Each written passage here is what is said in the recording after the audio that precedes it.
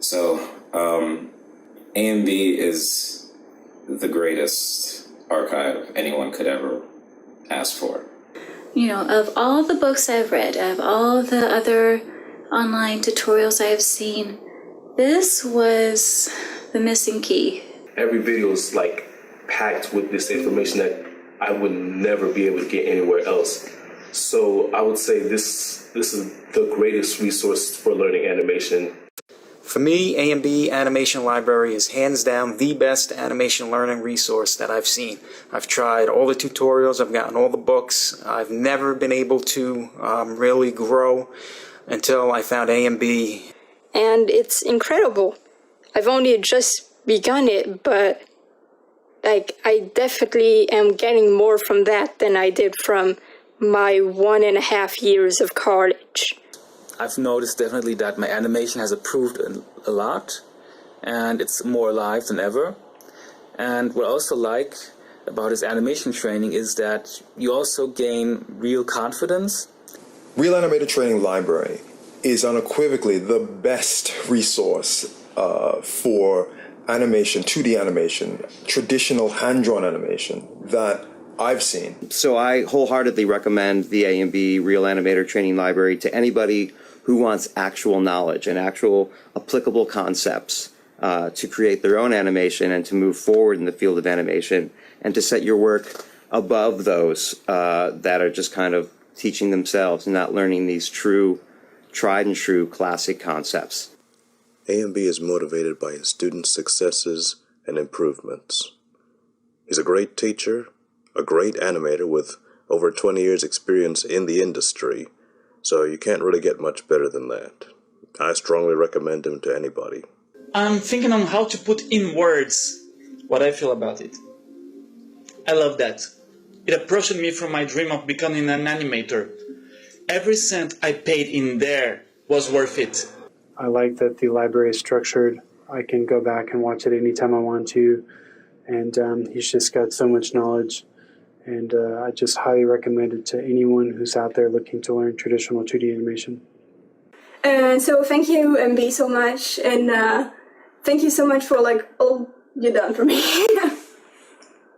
So, are you gonna join the library?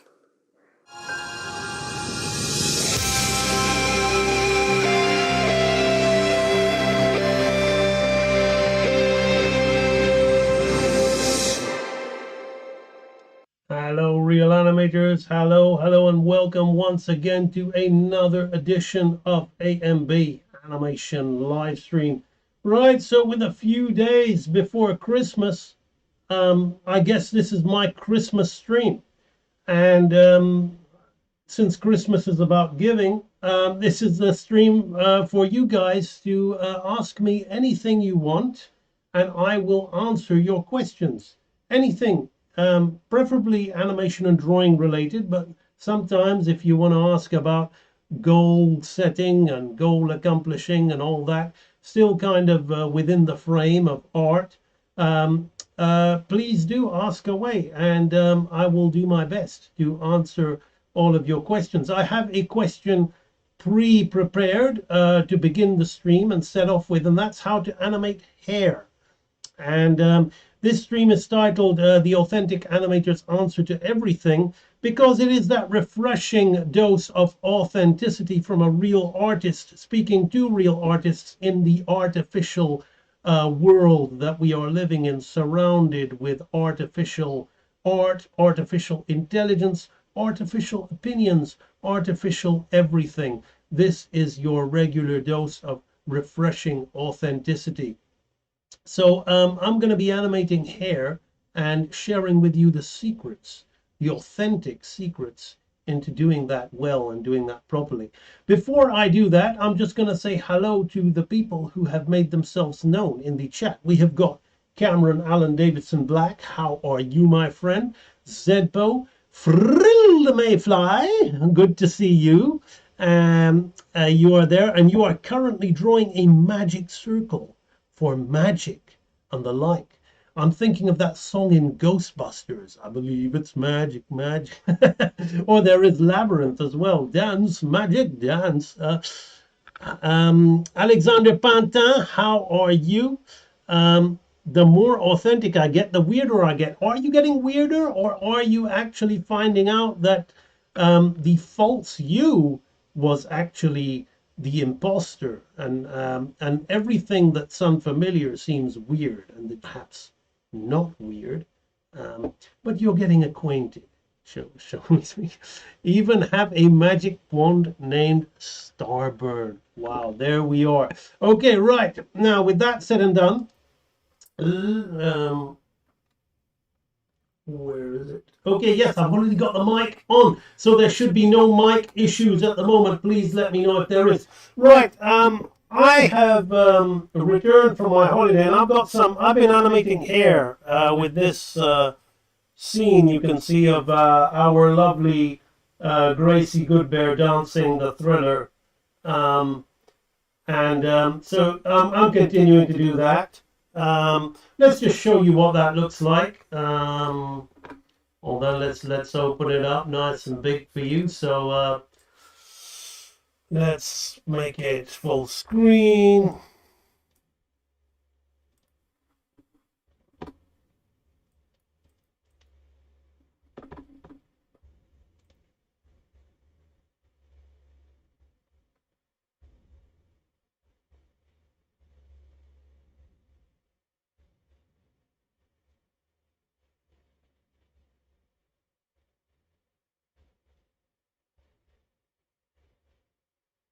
And there's the hair. Right, so that is the Thriller dance, presently where it's at. There's an echoing. There's echoing. Oh, because there's a double mic. Thank you for saving the audience from the echoing of the double mics. Cameron, now it's quiet throughout that animation, so much appreciated. He's always got my back. What's your approach to animating speed lines? To be very honest with you, I tend to avoid speed lines unless I'm doing a whiz span, which is a fast camera move, which kind of mimics motion blur. And that's what speed lines are a little bit. I'm actually getting excited because I've read Frilled Mayfly has started drawing a bit of the Great One, a little animation test. Ooh, that's exciting to see. I'm actually really happy with my current redesign of the Groundhopper. Let me see if I can quickly draw him for you. But speed lines, I tend to treat speed lines like a camera trick is motion blur. Thus, I tend to avoid them. I know anime people love them. But I would do it in a warp. So let's just say that let's just animate this guy doing a back fist, right? Let's just animate this guy turning around and doing a back fist, and then I'll make it speed lines. Let's make it the old Groundhopper. I haven't done that for a while, right? So let's say he's here, right? And he's gonna look.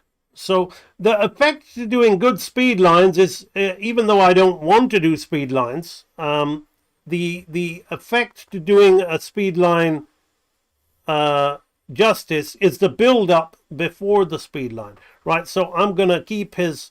See, there's a big head move here, and we're just lowering his arm into that position there, and we'll have his ears come up.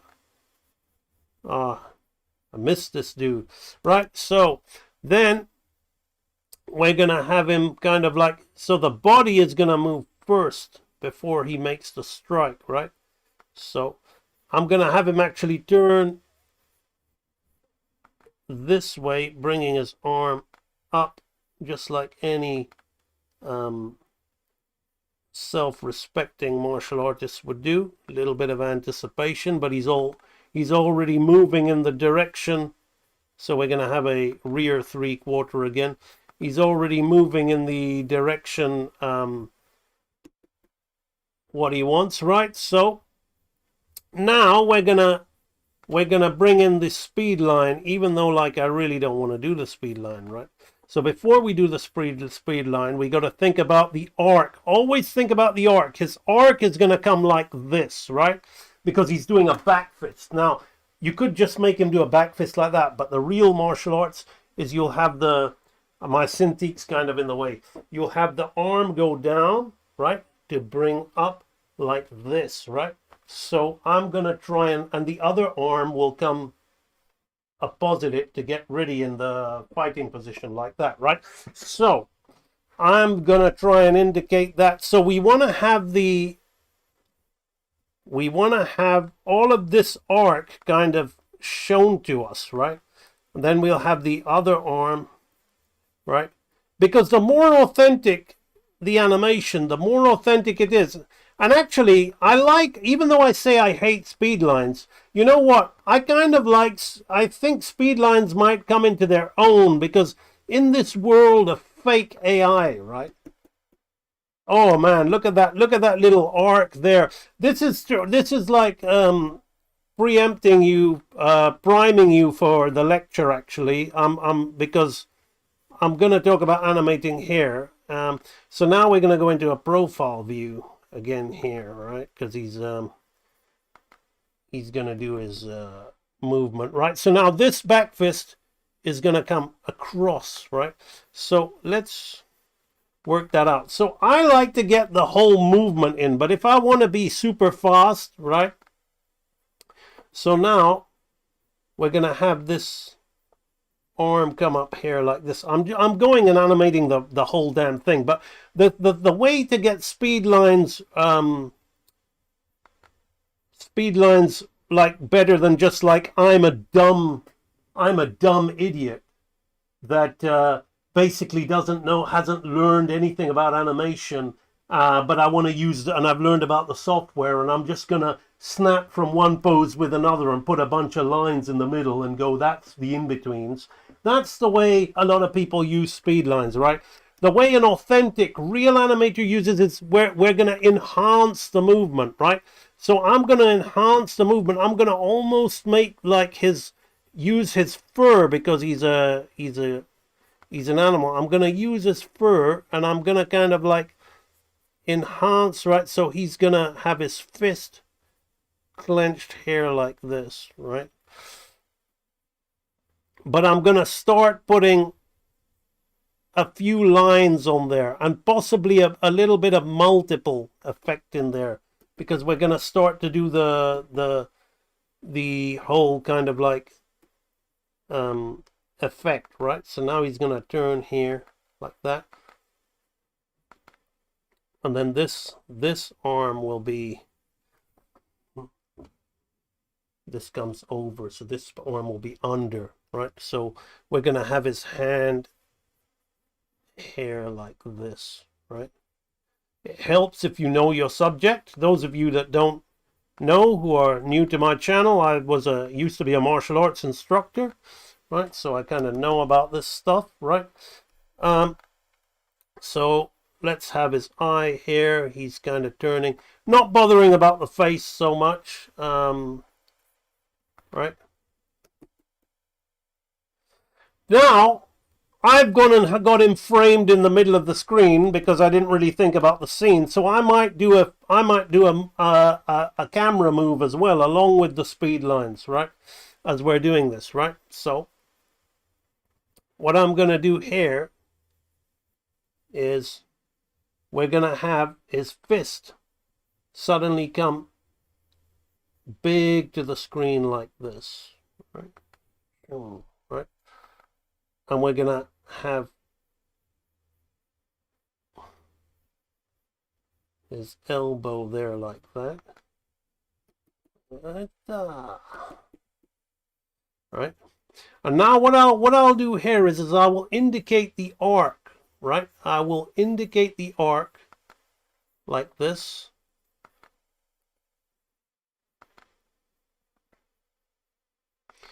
And I'll start to move him backwards slowly, so I'm slowing out. The trick to a good speed line is the slow out of the effect as well, right? So now we're going to have his arm come right back and we're going to hit that fist pose there like that.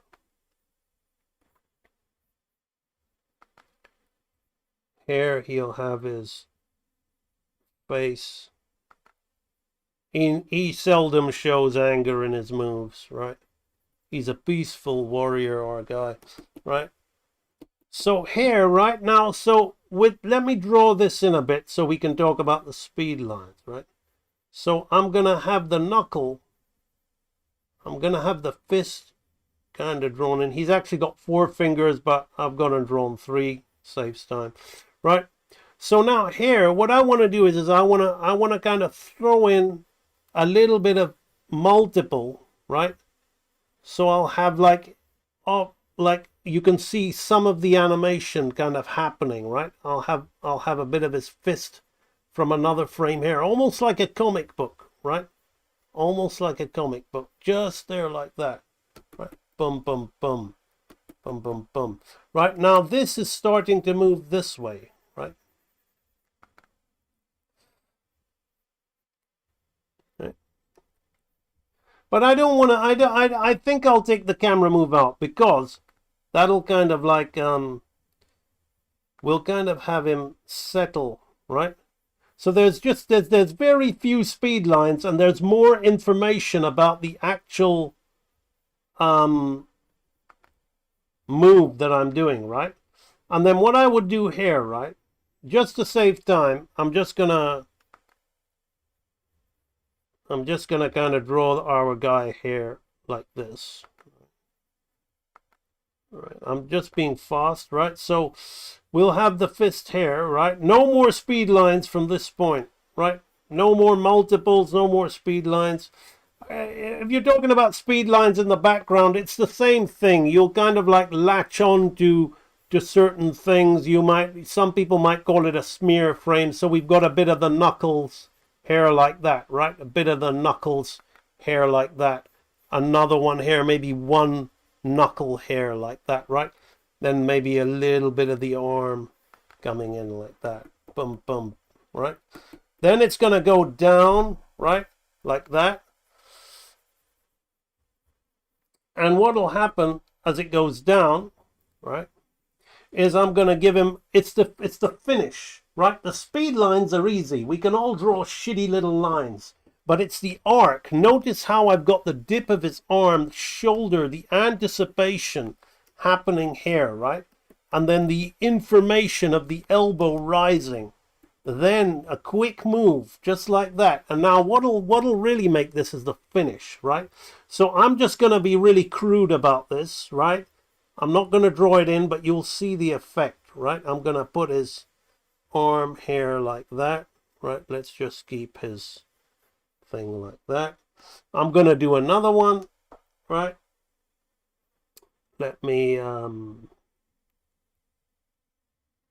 lost it. Okay, there it is, right? So now I'm going to put his arm here like this, right?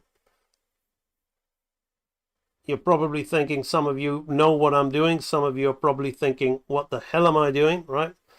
Then I'm going to do another one. Let me just copy that, make my life easier by pasting that in and making that a really light color, right? Then I'm going to do another one. Let's put it in a circle, right?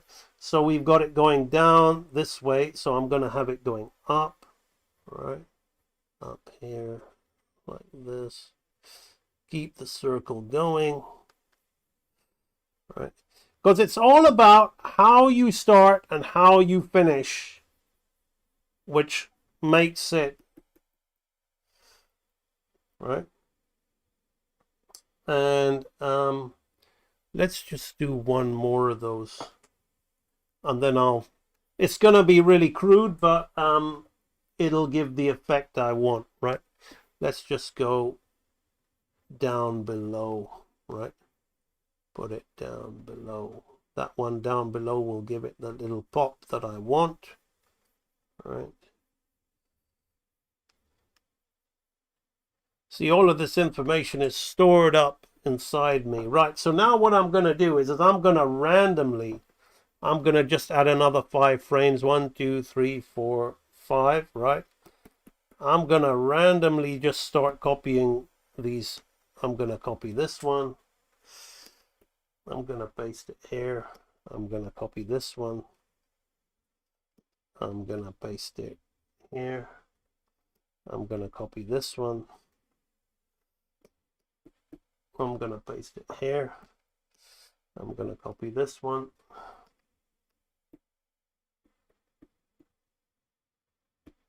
Oops, I missed one. Let's just paste it there. It doesn't matter. Yeah. Then I'm gonna copy one more. Let's copy. Oh, this is this one. What's this one? Is this one? No. Okay. Let's go backwards. Right. Let's copy this. And let's copy this. Right. So this is super crude, but hopefully it'll give the effect. So, boom, right? It's the kind of little, boom. It's the little kind of, maybe there's a bit too many at the end. Just a little shutter. Let's lose about 4 of them. 3, 4, right? Boom. Yeah, boom. Just a little bit of a shake at the end will give it that finish, right? And then here you want to start this slow. So the speed line happens, right?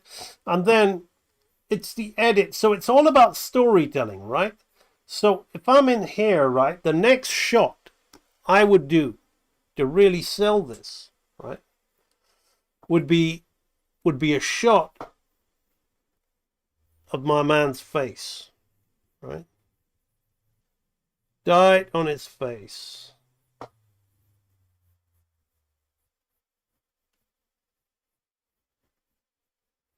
Right on his face, right there.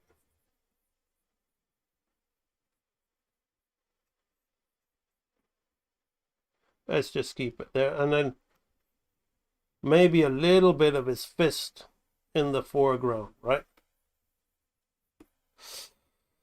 So the storytelling would be like, he's there, boom, right? And then we're on his face, boom.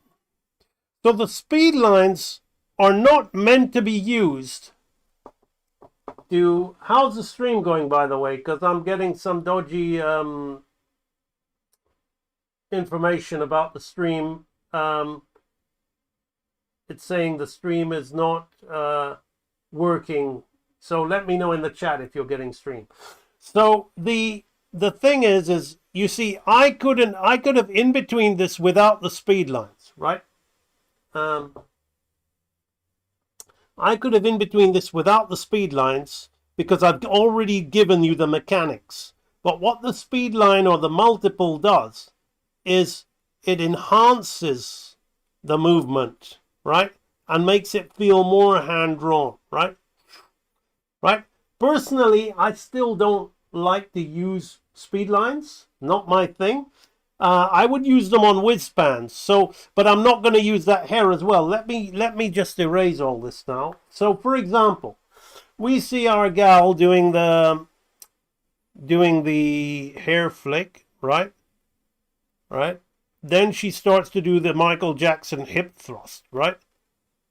And then we go in and we see one hip thrust here, and the camera starts to pan down, hand pan, right? As she's doing it, right? Now, as I go from here to here, and I in between that, I could very well throw in an in-between, right? With speed lines, right? Like that. And the speed line, if it's an up angle, you know, with a bit of perspective rules, we'll go with the up angle like that, right? And the speed line, let's keep it red because she's in red. The speed line would kind of indicate that, and I would throw in an in between. But personally, I don't want to like. And then you would kind of like, some people like speed lines could be like smear frames as well. Smear frames or speed lines. personally, I despise both of them. I'm very like I like to show my knowledge and my work, and if I'm gonna use them, I will use them from a designer point of view, like I showed you before. But even then, I refrain from doing it because that's not my particular style. But hopefully the question I have answered for you.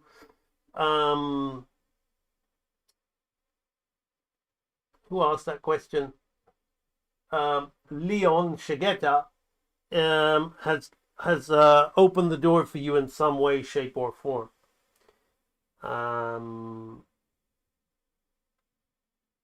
Speed lines, hopefully you know what they are now. Zedbo. Culture, Sean, Art, how are you? My pleasure to be back. I got a little bit of a heat stroke. I went to Indonesia. You can see on the back of the wall there. Got some takeaways. Got this guy here, Komodo dragon. Got a little bit of a heat stroke, so was a little bit out of condition, which is why it took me a little bit of time before I live streamed. Frilled Mayfly is off. The stream will still be going when I get back. Yes, it should be. Dylan, I'll destroy you all draws. Good to see you. Cameron studying Mickey's Christmas Carol. Very good. Yeah, I was going to talk about the Groundhopper's new model. I will later on, actually. But then, unfortunately, we turned it. Well, fortunately, I answered your question. So it's more important to answer your question. We turned it into a quick demo of Speedlines. We've got Alexander Pantin. AMB, I have a crippling fear of failure that has stopped my animation dreams in its tracks. I can't bring myself to continue for fear of finding out I don't measure up. What advice would you have? Simply this.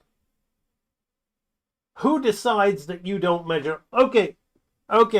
Alexander, you can answer me in the stream. Let's do some real-time interaction. All of you can play along. All of you play along and answer.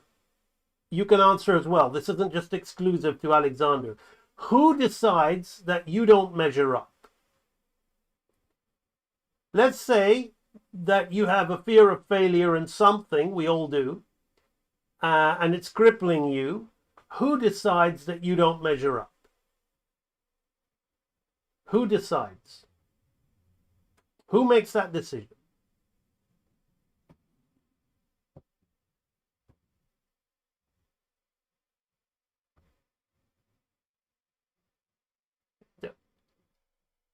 Give me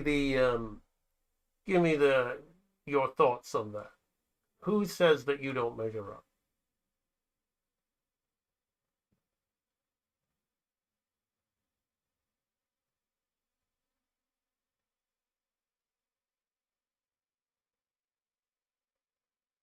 It's internal. You, Cameron, says, as we say in judo, no such as failure. That's great, Cameron, but I agree with that. There is no such thing as failure unless the person who decides that failure exists claims it, and that's a clue to an answer. We've got Leon Shigeta who says it's you. Alexander, who decides it? Who decides it? Who decides that you're not measuring up? Who's the one telling you you're not measuring up? Tell me that. Who's telling you you're not measuring up? Maybe some of you are saying you're not good at other things. Who's telling you you can't? For years, I would say I can't paint. Well, there would have to be a baseline standard of acceptability, but I struggle. Who creates that baseline standard? Who creates? You see why complexity is a stupid thing. Who creates that baseline standard of acceptability? Who creates it? You're sidestepping the answer. There's a saying that to get the treasure that you seek, you have to go into the cave that you fear the most. I recently watched The Never-Ending Story, and there's a villain in it called the Nothing. There's a villain in it called the Nothing. Who's the thinker? Alexander Pantin. There's a villain in it called the Nothing, and what the Nothing is, that's exactly what it is.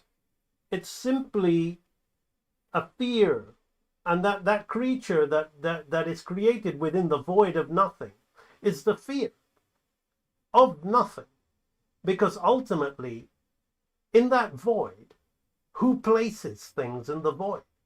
I'm sorry to get all philosophical, but seriously, this is going to solve a lot of problems in terms of how you can get better fast. Who, you see, who creates the baseline standard? You're talking about Alexander. Who creates the fear of failure? Who creates all these opinions? Whose opinions are they, and where are you getting them from? And if you're listening to another person, who's listening to that opinion and deciding that that opinion is worth something? Who is it? See, Alexander's dodging the question with his answers, but that's fine. I can't claim to solve your issue, Alexander. I can only be like a finger pointing away to the moon. And if you concentrate on the finger, you'll miss the heavenly glory. Well, okay, I guess fine-tune my question. I fear not measuring up in the eyes of others because I want this to be my career. Animation, I mean. Okay, so the eyes of others. So who deems which other people? There are plenty of people who are going to think you're good, and there are plenty of people who are going to think you stink. I'm sure that's definitely the way it goes with me. I've got this Gracie Goodbear character that I'm animating is due to demand. She's so successful on Instagram. She's an original post, my own character that is beating out posts that I've done of other characters of other characters. So I found a character that people absolutely love. But guess what? Love and hate are two sides of the same coin. People absolutely hate her as well. And they're calling me all kinds of names, really nasty names under the sun for drawing this character. Now, whose opinion is am I considering is worth anything? So if you're saying that you fear not a career in animation, who are the others? Which others are you talking about? Because I'm sure some people out there will think you measure up. It's impossible that some people won't. Who is the one making this? Who is the one? There we go. We've got another question. Why do you keep trying to make this thing sexy? It's the face too real to be sexy. It's scary. So we've got somebody that doesn't like what I'm doing. Thank you very much for your opinion. I don't care for it. Right? So the fact of the matter is, who are you going to listen to?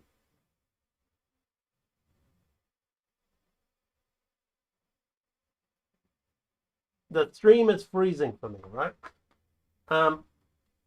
Hopefully it's not freezing for other people. So what I'm trying to get to here, Alexander, because we've got to move on, is I think somebody else answered it best. It's Leon Shigeta. You make the decisions. You create the fear. You put value in other people's opinions, right? Deep Crash has come on here and has said my character is scary. I've got hundreds of thousands of people on social media that absolutely love it and think it's sexy and it's great and they want to see more. It's my more successful character, right? So basically some people like to focus on the one critical thing or the minority critical thing. Others like to focus on the majority. Me, I'm here to serve. That's one of the ways of actually getting ahead in your art. You actually need an audience, and you need that to serve that audience, right? If you've got nobody to serve, then you've got no income, and if you've got no income, then you have no means to create. Therefore, it's null and void. So ultimately, you are the only one standing in your way. You're basically all of these opinions. You have molded a vision of yourself as inadequate, weak, incapable, inferior. and unworthy until somebody who you think is worthy deems you otherwise. Let's stop that, right? Let's get right to the crux of it and say, you know, you are the only worthy person in your consciousness. Why? Of course, there are plenty of other people. There are other people worthy around you, right? What if I don't like what my audience wants? Then keep doing what you're doing, and then maybe just do it for fun. Don't be a professional artist.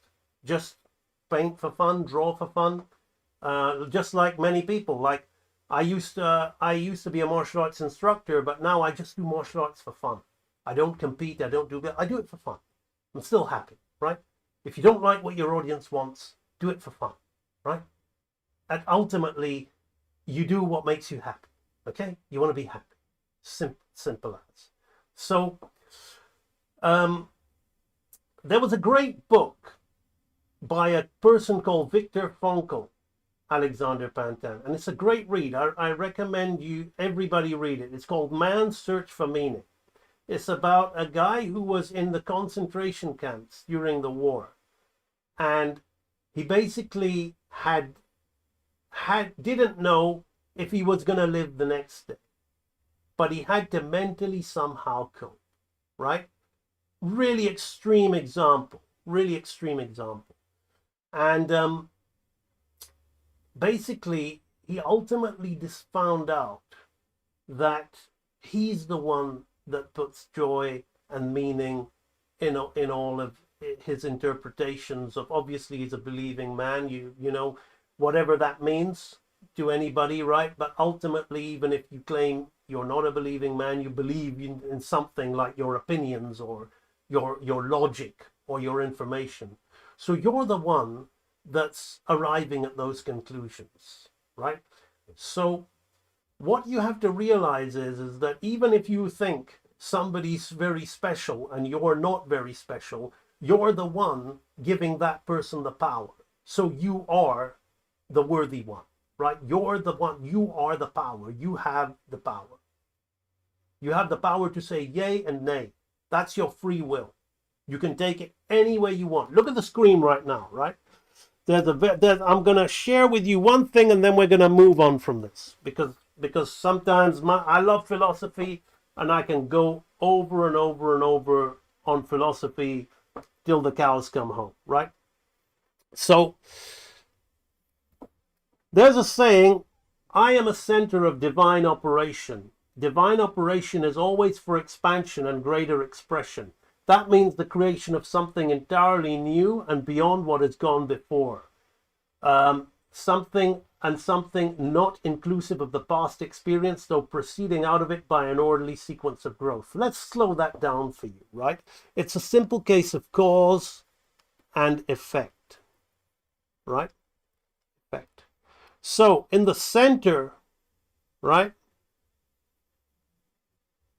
we have something. Now, why do you think a spiral is so important? Now it's expanding and increasing and expressing itself more fuller and more fuller and more fuller. And each line I'm making is something entirely new, not inclusive of the past experience, though proceeding out of it by an orderly sequence of growth. See, I could go here, I could go here, I could go here, I could go here, I could go here, I could go here, I could go here, I could go here, and it all proceeded from this, right?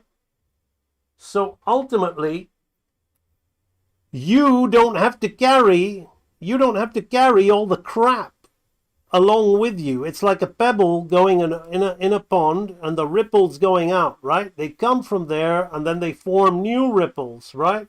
They form new ripples, and they don't have to carry the stone with them, right? But what a lot of us do is we carry, my name is such and such, I'm such and such, I've got bad attention span, I'm this, I'm that. You don't have to be any of that. Here you can decide to be something completely different.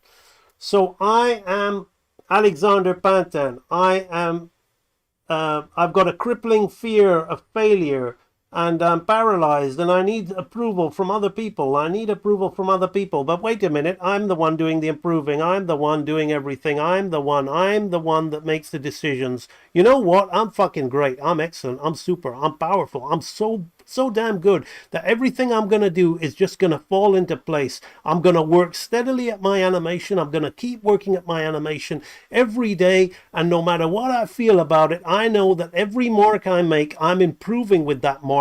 And I'm going to keep improving. I'm not going to care about the time. I'm not going to care about how anybody else draws. I'm not going to care about what anybody else is doing. I'm just going to focus on what I'm doing, because I am going to realize this idea that I have in my mind that my animation is something so fucking special that I love it and I just can't get enough of it, and blah de blah blah blah.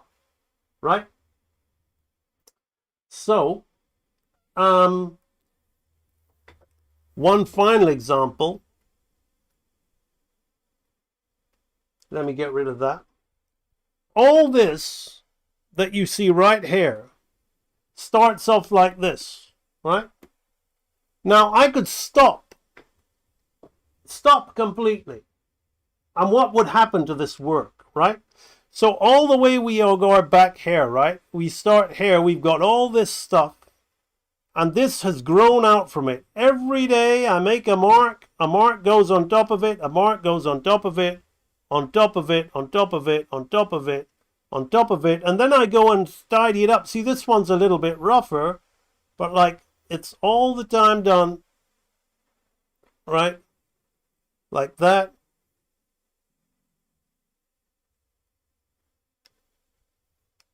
We got this, and all of this has happened because I decided to proceed out of the previous sequence by an orderly sequence of growth with a certain mindset, right? And I can choose to stop and do something else. But you see, your life is just like this drawing here, right? Your life is just like this drawing here. Let me give you an example. I have this guy here, right? I'm going to put a mark here. I'm going to put another mark here. I'm going to put a mark here like this, right? Then I'm going to make him a bit human, right? He's going to have a jaw like a human, right? Then I'm going to start making marks on him like that. But every time I put my pencil down is something not inclusive of the past experience, though proceeding out of it by an orderly sequence of growth. I'm the one choosing to create the relationship with the past experience. You don't have to. I can stop and say, you know what? I don't like it.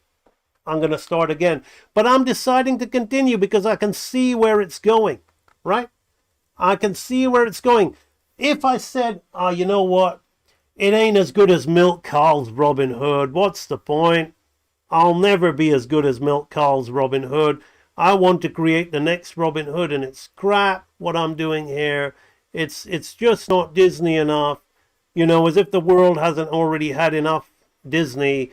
You know, but I'm gonna keep doing what I'm doing, right?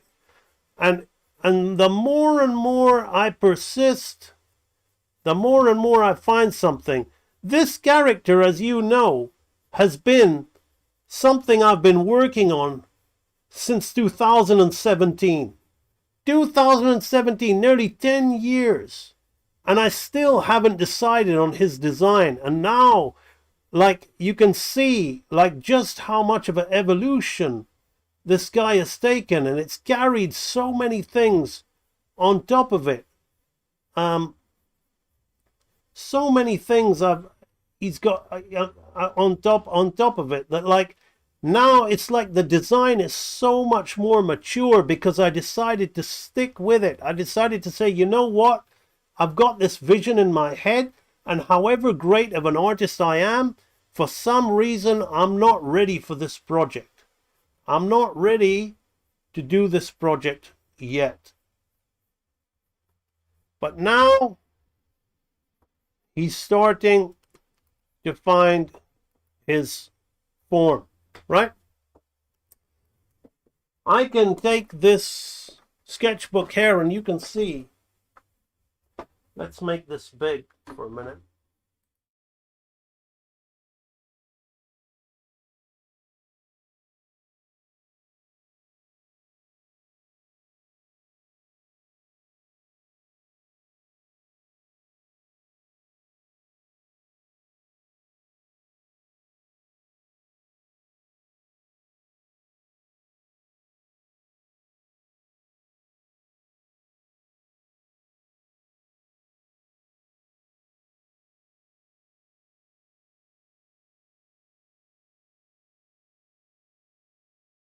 Thanks for telling me. Like, so you can see that, like, as I turn the page of this, right, I have been searching so much for a design.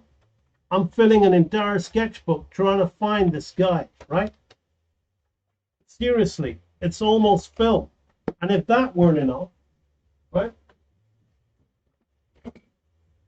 I've got the whole of this thing here, right? Full of groundhopper designs. Ah, the light. It's not, it's just too white. It's not showing up. But this thing here is full, right? Since 2017, I've been developing this project. I haven't given up. I haven't given up on it. I've done so many other things, but I haven't given up on that project. So, thank you, HD. So, while I'm doing I believe that even doing things like this, right? This is fun to do when I'm in a state of boredom, right? I want to do something different. But to whack out a minute of this kind of animation, it starts to bore me because it's not necessarily where my passions lie. But I believe that somehow my higher self is training me to get better and better and better to go back to my magnum opus project. So ultimately, Alexander Pantin, persist and stop reacting to your own growth, right? Because that's what creates the fear, reacting to your own growth. Just allow yourself to grow. Okay, edge deep. Emancipate yourself from mental slavery. Only you can decide whose opinion is relevant. The character looks cool. I like it. Thank you so much. Plato's cave, however the philosophy is interpreted. Yes, absolutely. Plato's cave is one of the lessons for life. So we've got this here. And by the way, the person who said she's supposed to look scary, she is supposed to look scary. She's dancing the thriller. But I've put in a little bit of her cheeky personality in there as well, because that's what she is. She's a cartoon pinup that happens to be a bear. Nothing new. I mean, this has been going on since Tom and Jerry. So over here, we've got this hair flip, right? Now, I'm going to turn this into a lesson to reveal some animation secrets of how we animate something with the hair like as complex as this. This is almost like doing speed lines, by the way, right? Look at each drawing of her, like, so we see her design, right? We see what she looks like, right?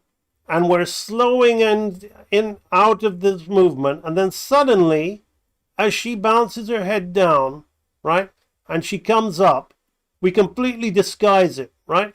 Because all this hair shape in the back, look at the shape of this hair in the back, right? That's consistent with this, right? It's just going the other way, right? Her head has disappeared, but her head is slowly disappearing anyway, right? So it's a magic trick. Then she comes up, and we see the hair moving, and then her head starts to reappear, right? and it reappears, and there it is. And then here we see the settling of the hair, which is like waves of water. Right? So we're gonna revisit some great animation basics that you find in Real Animator training to talk about how to animate a hair flick or follow through an overlap in a good way. So many of you know that I talk about the bouncing ball, right? And we did a bouncing ball in another one. Another one we have is a swinging pendulum, right? So if I draw this line here like this, right? And I put this pendulum here, right? It's not going to take very long, right? Some of you can draw along with me if you like, right? And then I'm going to create another frame, right? And I'm going to work out my arc, right? I'm going to work out my arc, right? It's going to be a very basic arc like that, right? And I'm just going to have it kind of go to about here, right?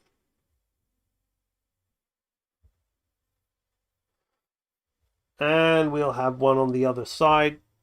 Let me just put that there. We'll have one on that side, right? This is what we do in the basics archive of the Real Animator Training Library. I'm going to go through it very quickly for you, right? You can follow along if you like. It's something that you can all do, right? Now, what we need to do is we need to understand what halves and thirds are and all these things, right? So what I'm going to do is between hair and hair, I'm going to cut this, and I'm going to place it as an in-between. Base, right? So what we have is we have something halfway between each one, right? Now, what we want to do is we want to simply go. I'll show you two different ways, right? I'm going to do one with the dark red, right? So this is the really basic babyish way, right? We're going to do one exactly halfway between there and there, right? Then we're going to do one exactly halfway between there and there, right? What we have is something very linear right now. So if we look at it, A and B, while I disagree somewhat with your philosophical foundation, you donated time here to me and for me and helped me immensely. Thank you very much. And thanks for everybody. That's fine. I'm not looking, you asked me, I'm not looking for agreement. I'm just sharing the things that have helped me really accelerate my ability. I basically was paralyzed when I was in the industry. I worked in the animation industry for 20 years, and I put people on pedestals. And only now, I rewatch 90s Disney films, I rewatch a lot of stuff, and I think, quite frankly, I can do better. I'm free. I no longer put crowns on other people's heads. I wear the crown. And it's worked for me, and that's why I'm still doing what I'm doing. I don't expect everybody to agree, but I share what's worked for me in the hope that it can help others. Right, so here we've got a, oopsie. I gone and drew that on the same frame. That's what drawing with the light box on does. Edit, cut. We'll paste that there. Edit, paste. Right. So here we've got a linear movement, right? So now what we're going to do is we're going to do the simple thing. This is so common knowledge that I believe even newbies on the internet would know this. We're going to do slow outs and slow ins, right? And the way we're going to do that is we're going to create that on another half, right? So we're going to go, we make sure that our arc is as good as we can get it, right? It's better to draw the arc if you're a beginner, right? Then we're going to leave the gap, and we're going to come here and we're going to do another one, right? And we're going to add a little bit of weight by slowing the timing down and putting a pendulum swing here, right? Just like that. Good old Edge Deep will know exactly what this is. He's been through the training, right? So now let's have a quick look and see what that's done to it, right? There's a little bit of weight, right? Now, we're going to slow it down even more. We're going to slow it down even more. So we're going to throw in another half. Like that. Now it gets more complicated when you want to get more naturalistic timing, right? This is really babyish what I'm doing at the moment. So I would always slow in more than I slow out, right? Meaning that I would go into this with more frames, less than I got out of that. But if we want a simple cycle that repeats itself, we can just slow in and slow out at either end at the same thing, right? And it'll give somewhat a weighted feel, right? Now we're going to add another one. Let's just add another one, right? Let's just throw that in. All right. Add another one. Now what this enables us to do is gives us a bit of time at either end. And that time when we slow things down is when the audience can see things, right? And then it's good somebody asked about speed lines, because when we do big movements, we can get away with a lot of things that the audience won't see, right? So let's just copy and paste all these frames. Actually, it's got to go back the other way now, right? So I can. It might just be faster that I reanimate it, right, rather than trying to figure out and paste it, right? So let's just do this. So what I'm going to do here is I'm going to copy this one. Now I'm going to do the way back in a different way, right? So the pendulum swing is going to be weird, right? Because we did one on halves, right? But now I'm going to go back. I'm going to go back to the other one a different way, right?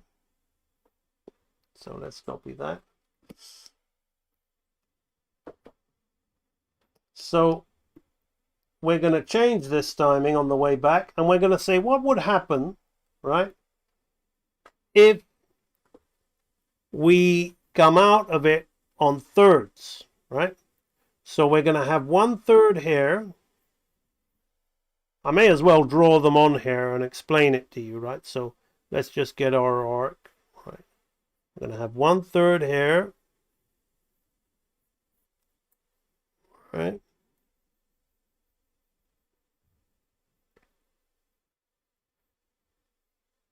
And 1/3 here, and the other third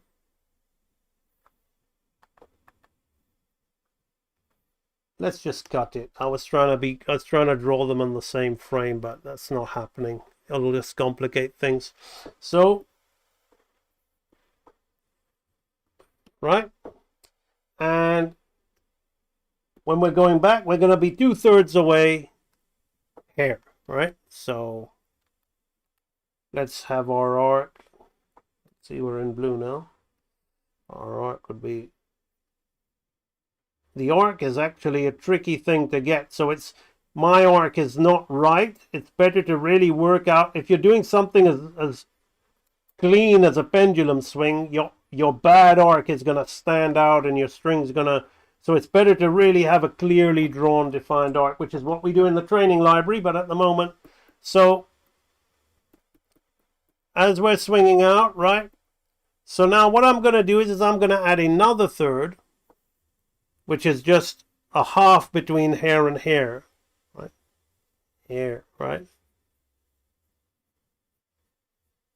So we're going to throw in that. We're coming back on thirds. So thirds, you see how like one, there's 1, 2, and 3, right? There's 2 frames between. In a half, there's just 1 frame halfway between, right? So then this one here, we're going to have come back on thirds, right? So we've got this one coming on thirds. Now we're going to have a look.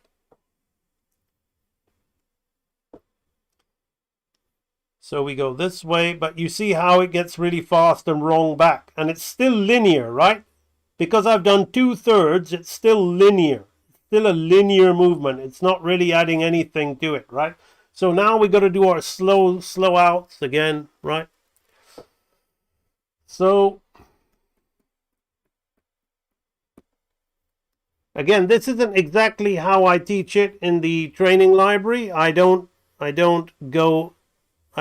switch up the halves and thirds on the extreme basics, right?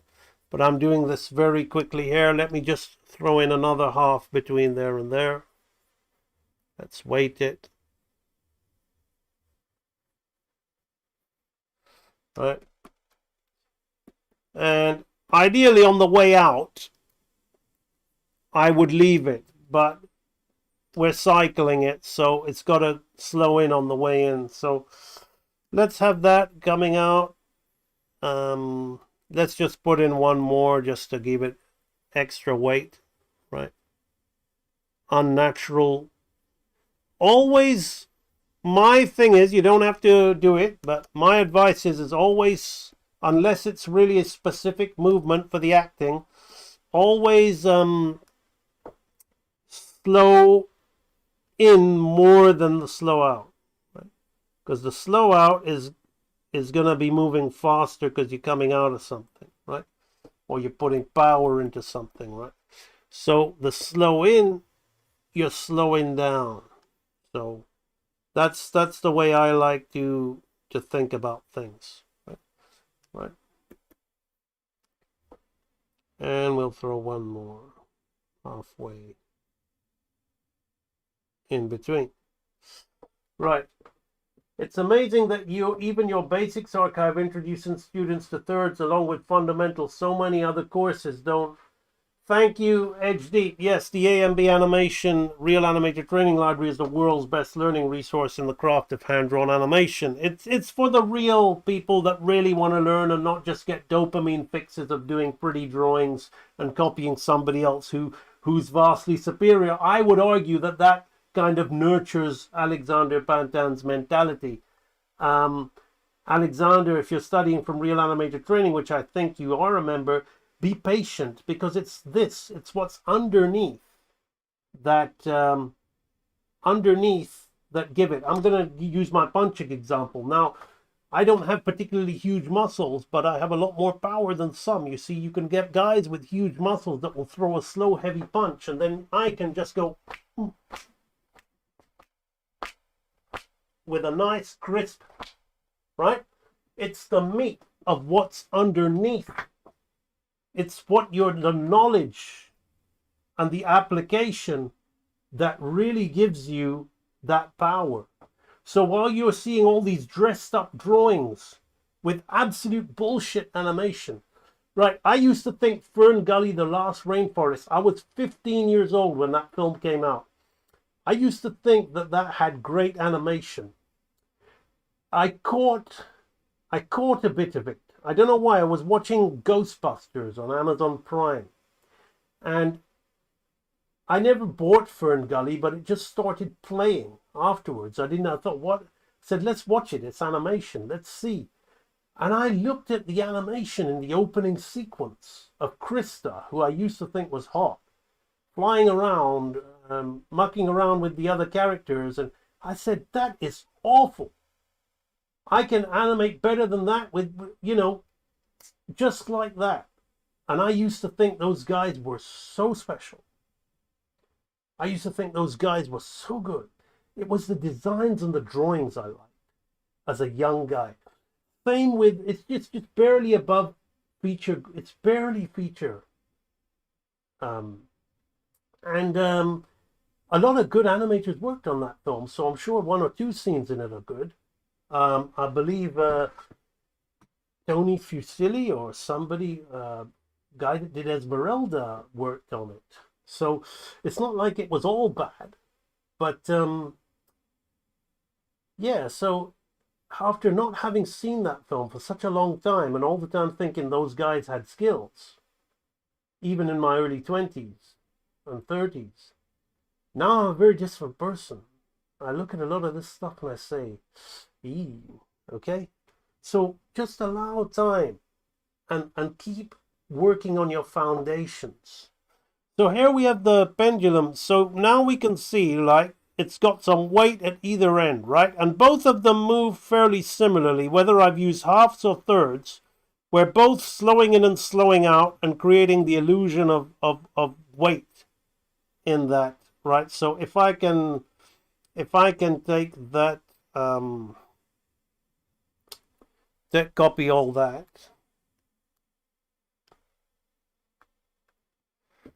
Edit, copy panels, edit, paste panels, right? So if I just go like that, we can see that we've got a pendulum looping cycle, right? Going like that, right? The arc is a little bit off, but it's fine for demonstration purposes. Now, let me undo that. So, about the hair flick, right? So, you see, everybody wants to be at this stage when they're starting out. Arguably, some people already have drawing experience, right? Arguably, some people already have the drawing experience to do this, to get this character right in terms of drawing. But they don't know shit about animation fundamentals and law. And that's where they would fail to be able to do something like that, right? There's so much going on in here, right? There's also the change in facial expression, the double blink, the eye opening a little bit more and then closing again on the slow in. The design going back into her hair from like loose hair, molding back into her designer hair, right? Like that. So, all of that stems from this idea, right, of follow through and overlap, right? So, what I have here, right, is I'm going to start with something very simple, right? I'm going to start with a shape like this, right? I'm going to start with a shape like this. Now I'm going to be like, I've gone an in-between, so on a straight ahead thing, I'm going to be straight aheading this shape, right? So it's going to, while this is moving down, this is going to be moving up a little bit, right? So we're going to be coming down, right? And I'm going to start breaking it up a little bit. Let's pretend it's hair, right? So I'm going to start breaking it up a little bit, right? So we're making it a little bit more interesting, right? We're breaking it up a little bit, right? Breaking it up, right? Now here, we're going to be starting to reverse the line, right? Reverse the direction. But I want to kind of still have the design of the hair shape. So I want to kind of maybe keep that like that, right? And we're going to put a hair model on afterwards, right? And then we're going to, so then we're going to really, this is also, somebody asked me about speed lines earlier, right? This is also how you can treat speed lines, right? Put a bit of follow through, overlap, and drag in them, right? Because it always looks exciting when you're doing that. So as we're coming down, I've got to think about the gravity, right? What's happening? So while there's still pull and swing on this thing, right? I've got to think about what's going on.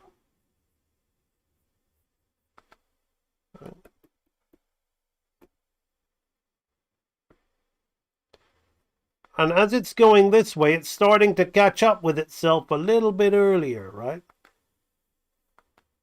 Now, what I'm doing here is I'm doing this so fast that this is not really could not be a training lecture, because I'm now stepping ahead of myself in advanced follow through. Like, I'm not keeping this thing trailing, right? I'm imagining the bulk of the hair from hair, right, is starting to already go in that direction. Boom, boom, right?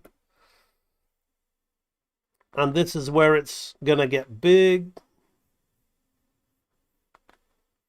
Right.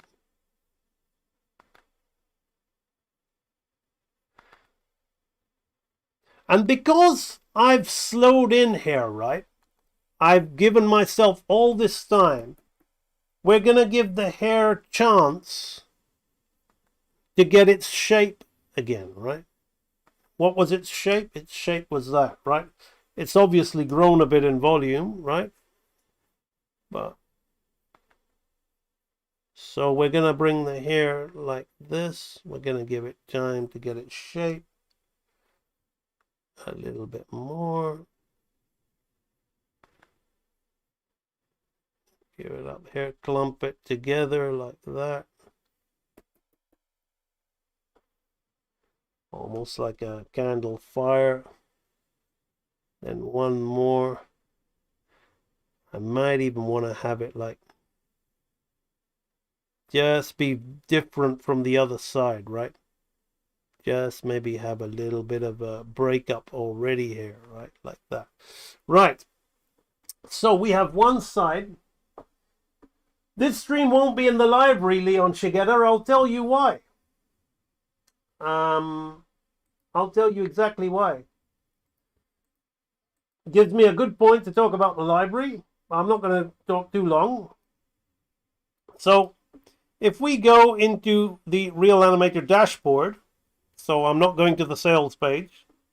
Oh, excuse me. Got to do a bit of logging in.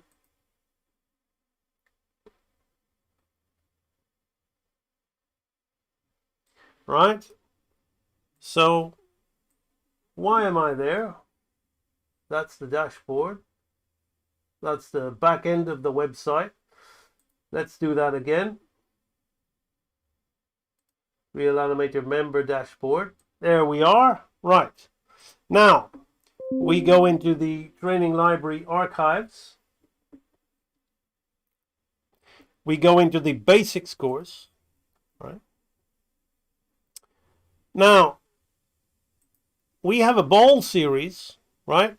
One video on the bouncing ball, one video on the jumping ball, one video on a ball with weight and texture. Why a ball? Because the pendulum is a ball before a line is added to it, right? So we then go on to the next lecture, which is the basic pendulum swing. So in this video, Leon Shigeta, I have this live stream has been going on for how long? It's not telling me the duration anymore. I don't know how long the live stream's been going on for. Oh yeah, 1 hour, 12 minutes, right? And I've talked about philosophy, I've animated a guy punching, and I've burned through this, right? In the library, right, what you get is you get 1 hour, 58 minutes. Now, some of this might be talk. I think by the walk cycles, I started chopping all talk from the library because as I was building this thing, I was working out this whole how to teach people. And the talk, like we do in these streams, is intrusive and it stops it being professional. So you might catch a bit of talk on the first few streams and the basics, but I think by the time we start walk cycles, it's gone. So if this is a 2 hour stream, let's say about 1.5 hours of that is just the pendulum swing, right? Then you've got pendulum settle to a stop, 2 hours, right? Probably another 1.5 hours. Pendulum drop and dangle, 2 hours, right? How to make a pendulum drop and dangle. Complete pendulum swing part 1, complete pendulum swing part 2, complete pendulum swing part 3, right? So all of the information, which I've kind of just really skimmed over, you've got 1, 2, 3, 4, 5, 6 videos, all about 1.5 hours long of information covering how to really get a proper pendulum swing. Now don't worry about the follow through, overlap and drag, because follow through, overlap and drag is touched on in what happens is if we go back to let's just, I don't know how that happened.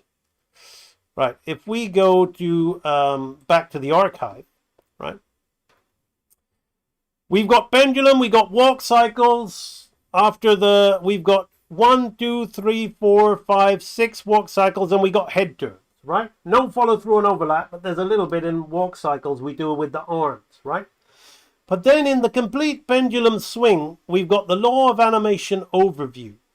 And in the law of animation overview, we basically do what I'm doing here, right? We add a bit of follow through overlap. Now, it isn't a fancy piece of hair to show off a bit like what I'm doing, demoing here, right? It's more, it's better for you because I'm not just drawing great things. This is not great, but you know what? I'm going to make the hair look good. There, I do it as a simple line that you can follow along and understand the concept. So it's more powerful in the training library. So it's all there in the basics, which cover the 6 laws of life. Now, I'll talk about the training library a little bit later, but as for now, let's get back onto this. So this video is not going in the training library because, quite frankly, it's not good enough to go in the training library from a training perspective, right? The training library is a lot more powerful. But it's great free content, right? You can still learn a lot, right? So we've got the hair going there, right? Now we're going to switch. We're going to switch direction, right?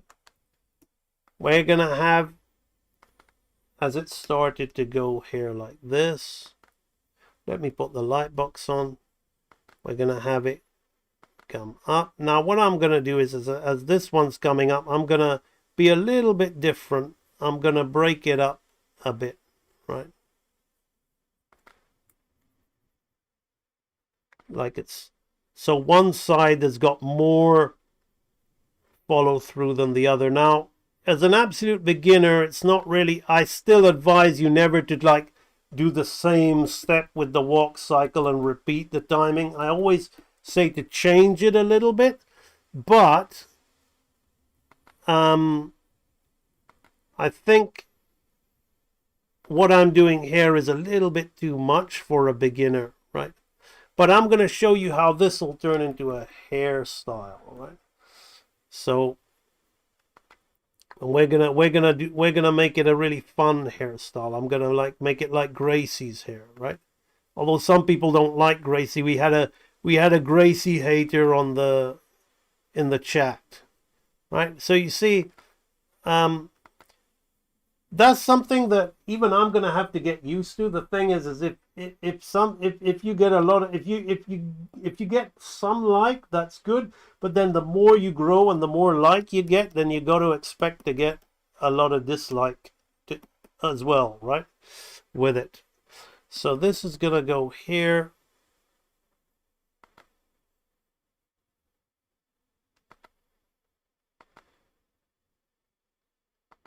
So actually, when you get dislike, from a philosophical point of view, be thankful, because you have enough like to get dislike, right?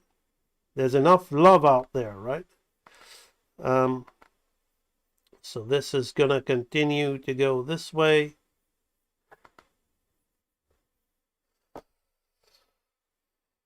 And now we're going to drop it because it's on the down. What'll happen if I drop it just a little bit more on this side? Right. Yeah. Let's change it. Now I want this to loop back to this, right? So we're gonna throw this here.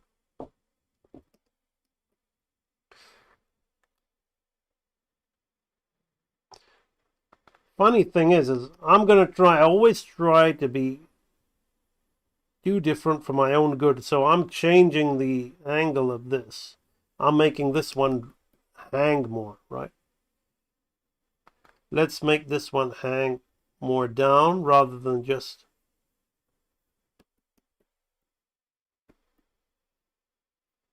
Can it go to that? Yeah, I think it can. This one is like,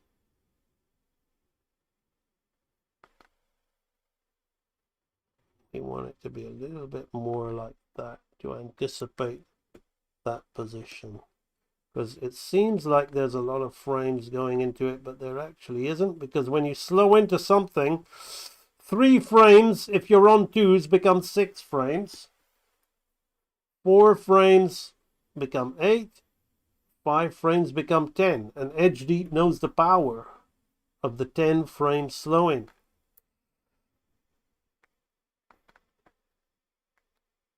Hey, stream's still going. I'm back. Yes, you are. We're working some basics here, which you've done to perfection, Trolled Mayfly.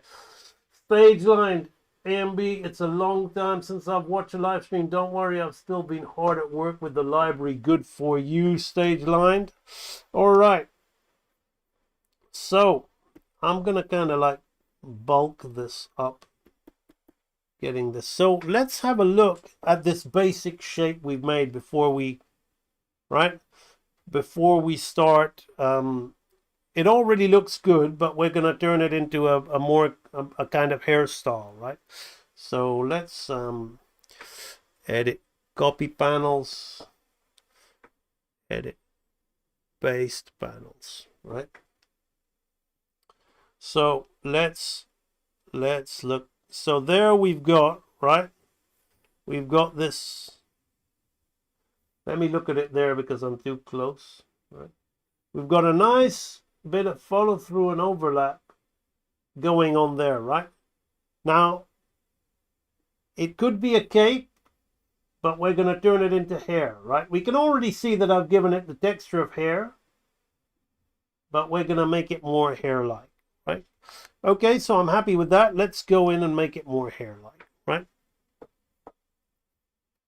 So, what I'm going to do is I'm going to start to give it like a little bit of shape here, and then maybe I'm going to find a point, maybe from here, and I'm going to give it a couple of lines, right? That's going to come here like that, right? Maybe here I'll throw in a few out there like that, right? So that's giving it a bit of texture of hair, right? So now what I'm going to do is I'm going to have to really kind of like think about where the head of that thing is, right?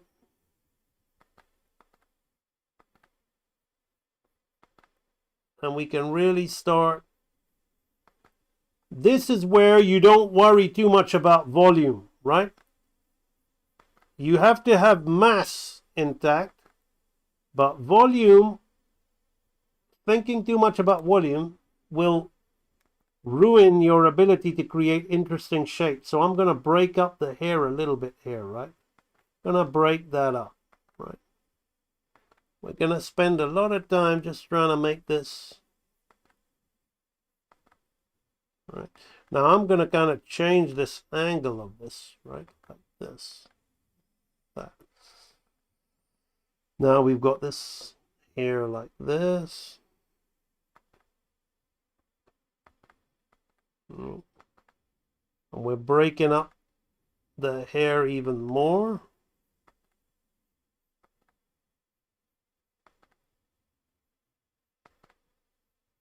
This one's already kind of done for me. Let's throw a little bit out there like that, right? So we're breaking that up.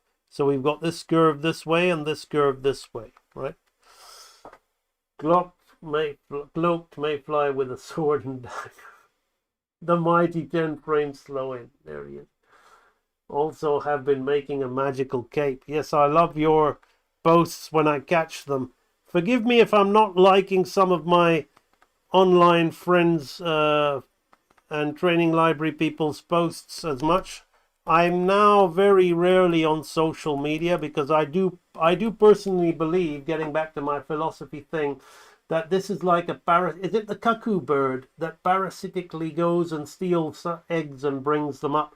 I believe that this thing is invading consciousness and is getting rid of your opinions and putting their own opinions, and it's part of the great artificial insertion of artificial intelligence to be the great nothing that was in the never-ending story, to kind of make you void of your own passion, void of your own why bother to do anything. Just continue to watch the screen and have nothing inside you. So while social media is great, I'm here, I'm sharing, but these times are limited to these interactions and sharing my work, more so than me spending much time on it for entertainment. So if I'm not liking as many posts as I used to, them for my own sanity, I'm taking a bit of a back seat from indulging in social. Right, so we're going to have this out here. I'm going to throw in a few strays like that.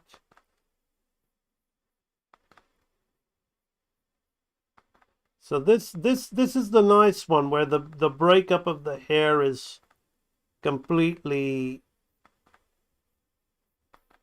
in there like that, right?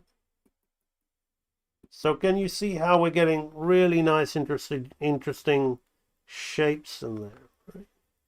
So what I think, I thought about how I was going to do today's live stream. And I said, rather than me just animating a really fancy piece of hairstyle on Gracie Goodbear, because here is she's kind of like thrusting the hip, right? Her hairstyle is following and overlapping in a subtle way and all that stuff. I said, you know what? I'd rather do something that somebody at home who's so passionate can start to follow along with me for free, right? You don't have to join my library, but you can follow along with me for free. Now, it's not going to be as powerful because you're kind of going to be copying my drawing a little bit rather than absorbing what I'm saying and understanding why. So all these hair shapes, I've got to design. If I start explaining about the drawing of the designer quality, we're going to lose the whole principle of the animation. So it's not quite the same as following along to the training library, but it's close, you know. And hopefully you're going to get a lot of value from this. You're going to learn something that can possibly be quite transformative to how you animate, follow through, overlap, and drag. So these are all going to come together. Now I have to bear in mind the shape of this.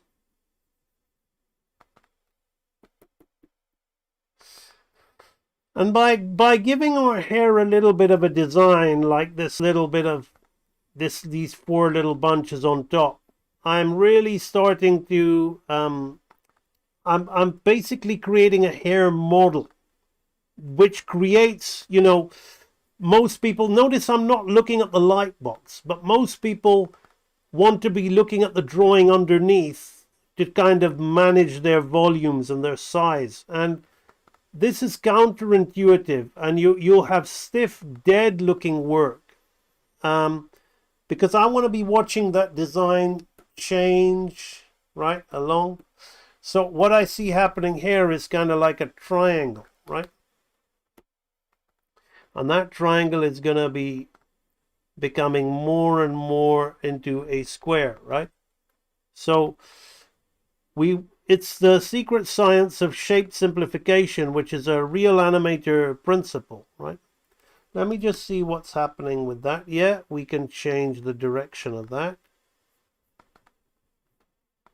So here we've got this kind of joint. These two are joined together. But I'm going to add a little bit of breakup here, right? Because that'll make it all the more interesting, right? A little bit of breakup to have it coming to that side, right?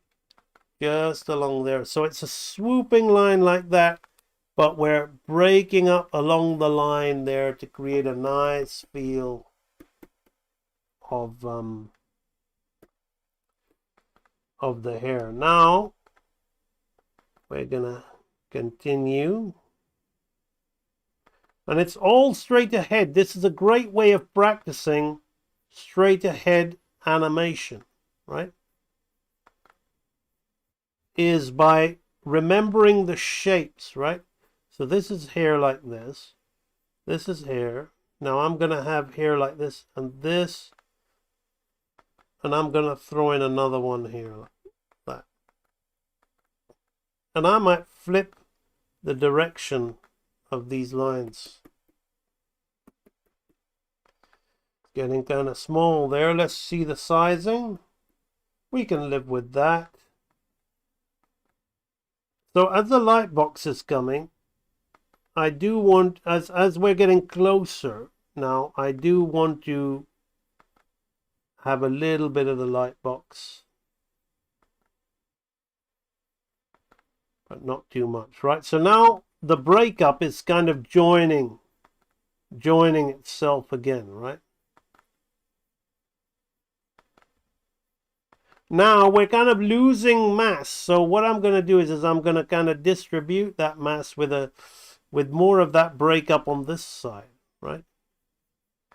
So now we're getting more, and remember,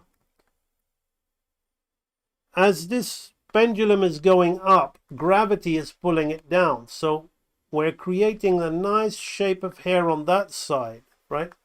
So we're distributing some of this mass over to this side, so we don't lose the volumes, right? And that's how we keep volume, right? Now here's where we started to change things up a bit. But now I've got this happening here. So I'm going to do something more interesting with this, right?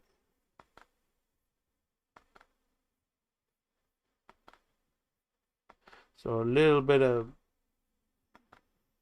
different thing happening here than what was in the rough, right? One thing I forgot to do was those two lines, which I'd decided to change their direction, right? That goes nicely into that, right?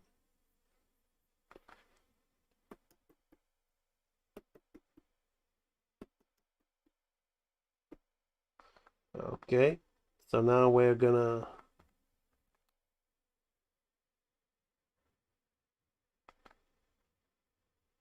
have a look at that.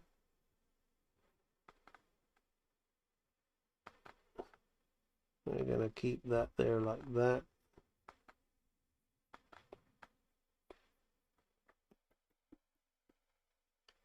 Yeah, we're gonna have them kind of fall as it's changing direction on itself. We'll have that break up. I like that shape. We'll break the tail out a little bit.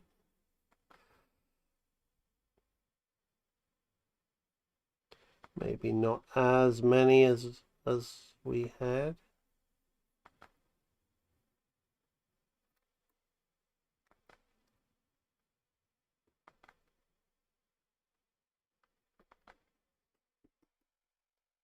Now I want to see that distortion because I'm worried about that a little bit. How do you, which direction the hair is going when you animate hair and tails? It's following through. It's following through. AMPR Savior. What your animation movies or cartoon shows to watch? Joseph Lawson, basically all of the old stuff. Because the old stuff is animated really well. Remember, you're not just watching for entertainment. You're watching for, now here we have this, and then this kind of grows out of it, right? So I'm going to change that.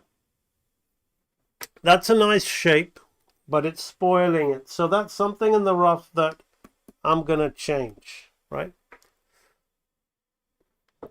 So much as I liked that,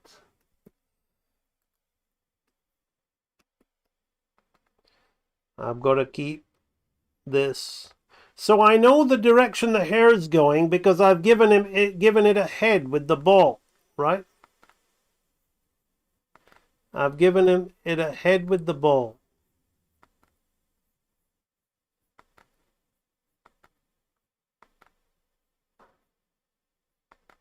I've given it a head with the ball, and now it's as the pendulum's going this way, the hair is going to be continuing to go up because it's following through and it's overlapping, and then it's going to drag along behind it, right? That's why it's called follow through, overlap, and drag. That's better. Now, partly why the error is slightly happening is because I've given the head to the ball here. And what that's doing is that's making me want to put it down here, but it really wouldn't be doing that, right? It'll be more coming up behind here like this.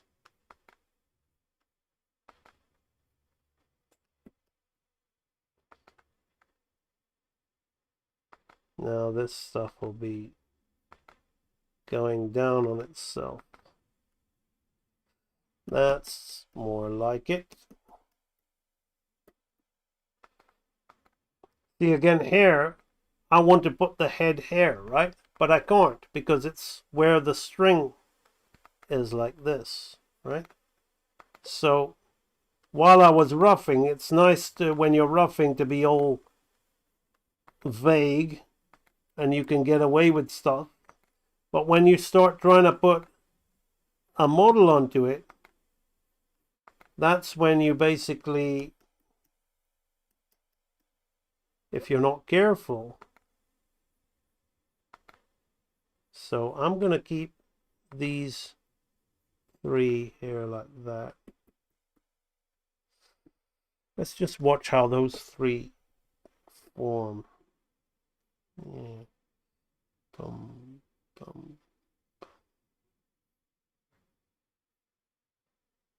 Yep. Nice shapes. You think drawing hair on extreme should be redone if the breakdown is more appealing? Absolutely. 100%. 100%.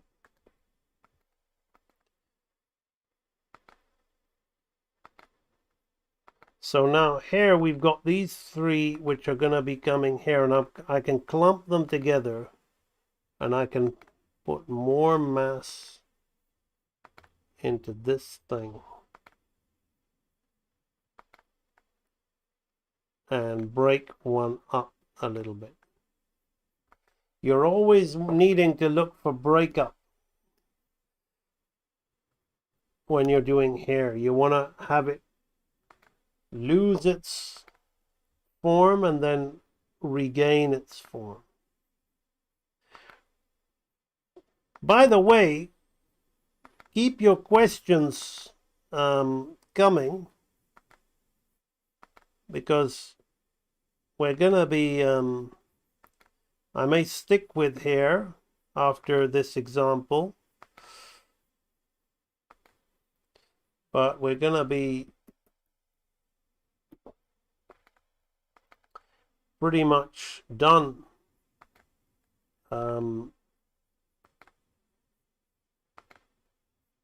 Okay, so I'm going to start breaking this as the gravity is coming in here like this now. I can now start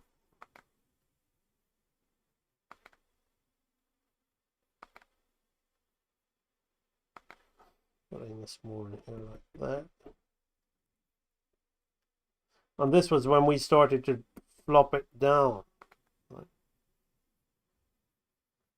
Notice how I always start with that little bush at the top, right? Because it's that thing. I can break this. It's that thing that gives it its mass, right? And that helps me then figure out if my thing is too small or too big or I've lost mass. See that little bit of breakup down there is going to really help make something interesting before it clumps together again here, right? Having it just come down isn't good enough. We want to break the silhouette of it up, but keep its kind of shape, right? So I'm now gonna break it up one more time. Come on, boys, break it up here. Break it up, see, right? I'm gonna break that up.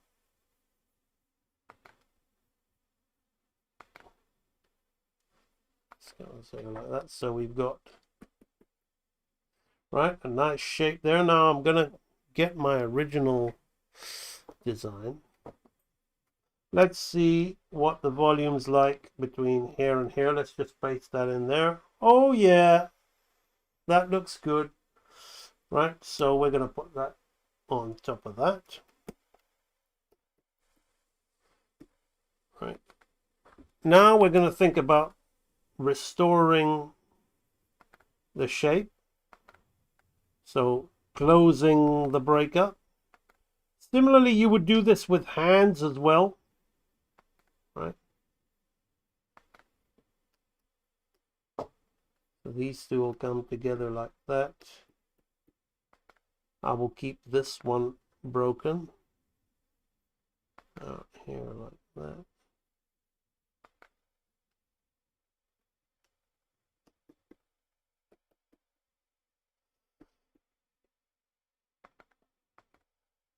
This one here, this is the last one before we turn on the light box to get our in-between intact. But we're kind of just clumping it all together. It's that shape there, yeah. That's got 3 on the end there like that. So we'll have one final bit of that break up there like that. Now we put the light box on and we simply make sure that there are no surprises, and I make sure that it all kind of lines up with the final one rather than the previous one.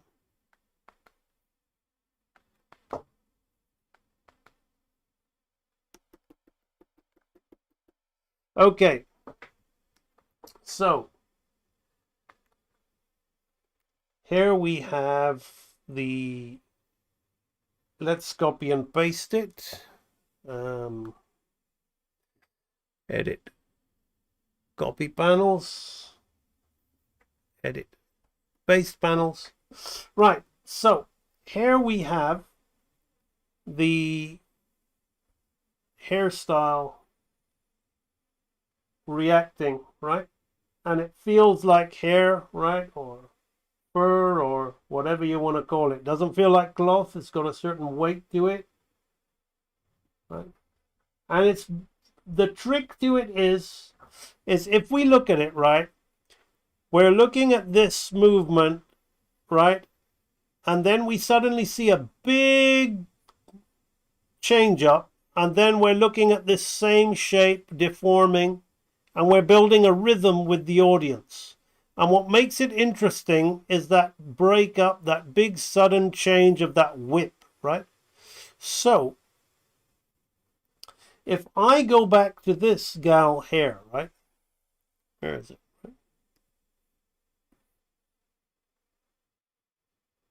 Right? The hair like this, right? So here, you see the head goes back, the hair catches up, right? And goes behind her now as she moves forward, right?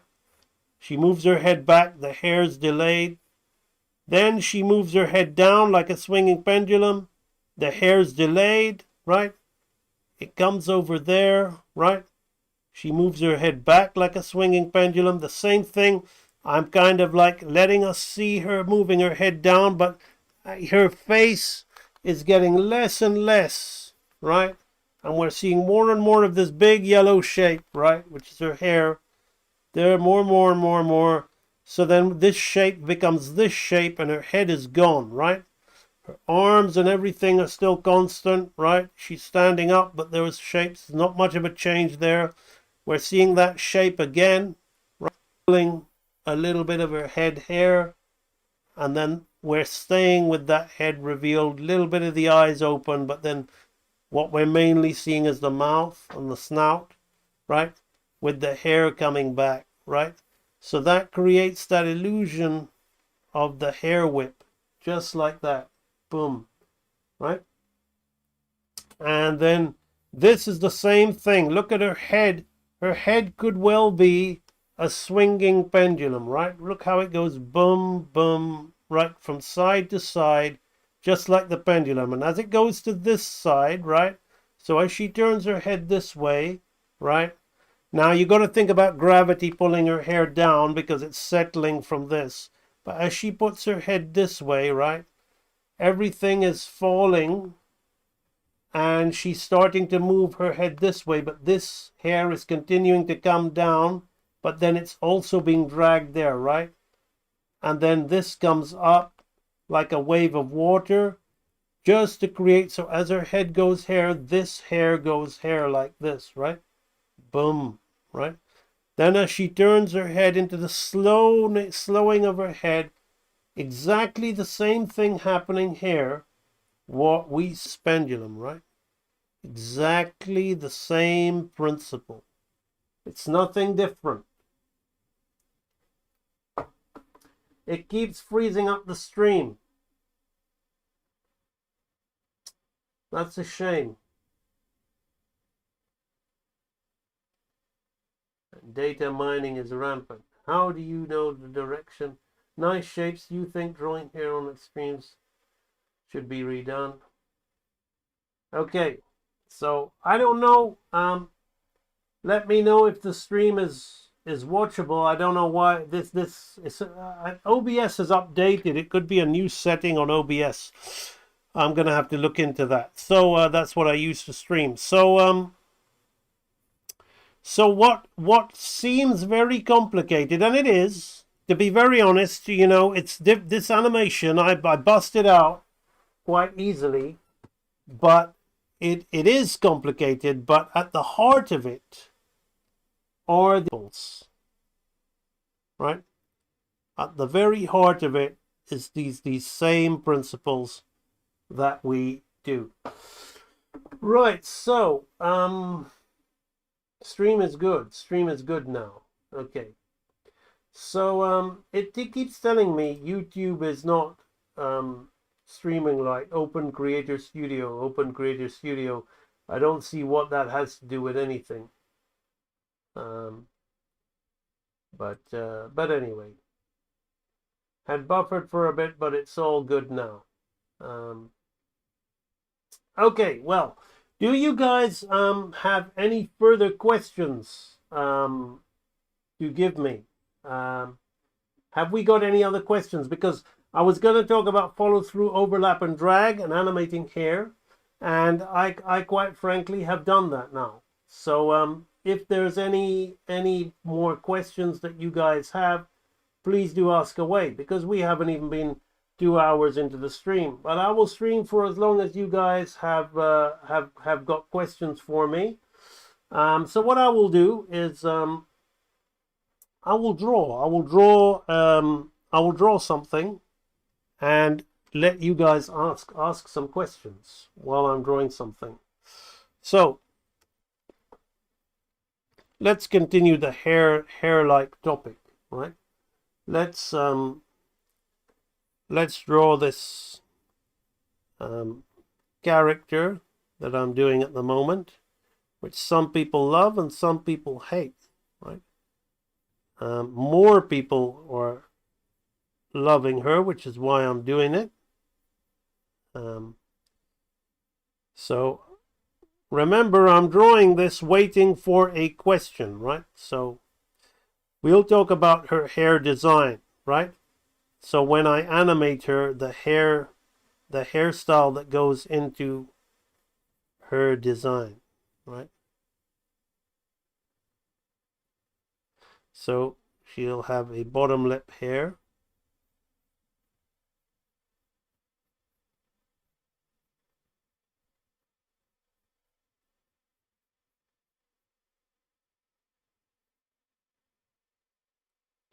and her ears hair, right? So let's talk about her hairstyle. First thing is I start with the brow line. So she's got a slight side parting like this, right? We start with the brow line. So when I animate her, you'll see over here, to do this camera move, right?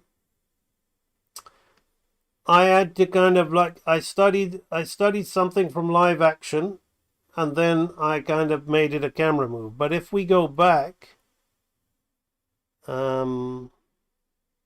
hair, right?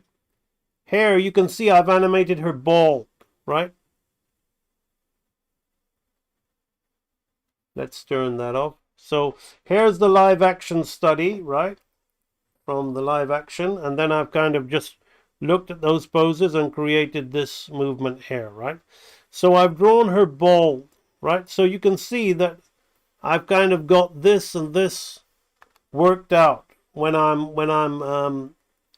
so when I animate her, again, animating her will be very much like animating this ball, which was bald, right? The ball is like a bald head, right? So what I do is I know that she's got her brow line, which is about this kind of distance from her eyebrows, right? Let's just heavy this in a bit, right? Right, so we've got something like that, right?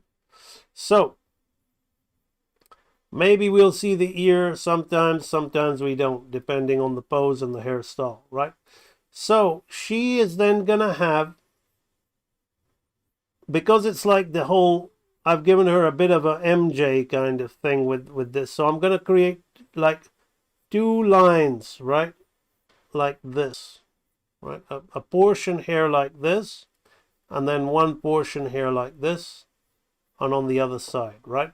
So when I animate it like that, just like when you saw me animating this. I draw those lines, and those lines are going to be the main follow through, right? There'll be another one here like this with a side piece, right?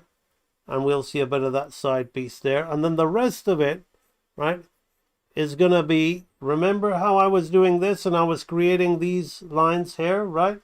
So we're going to have that at the back of her head, and then we're just going to, just like the rest of the body of all this hair, right, like that, we have the body hair. Maybe I'll come in here and I'll do that, but then essentially that's going to go, that's just going to be a wavy line like that, right? So, and then this is going to come this way like this, and I might come off there like that, right? Then what I'll do is I'll start creating her extra bits of hair, which are going to be doing the follow through and overlapping on top, right?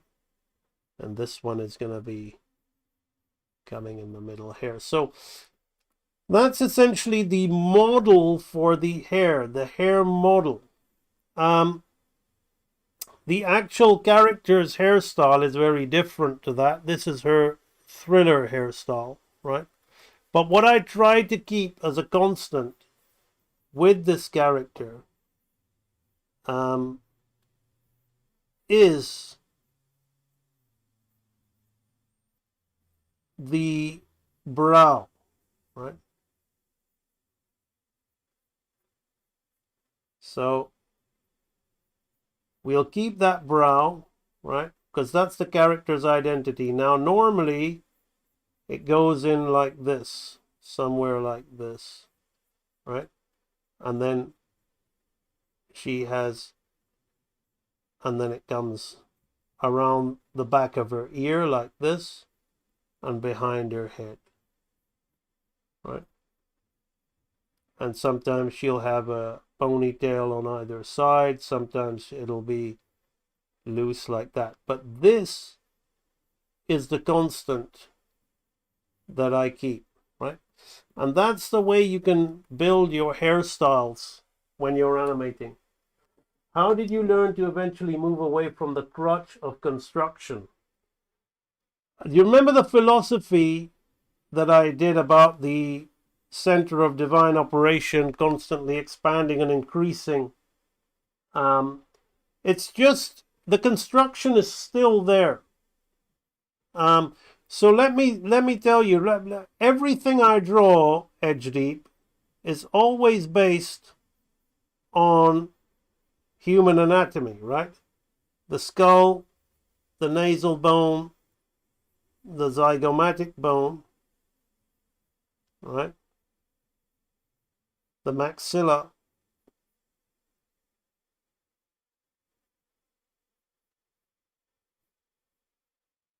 and the mandible, right? It's all based on that.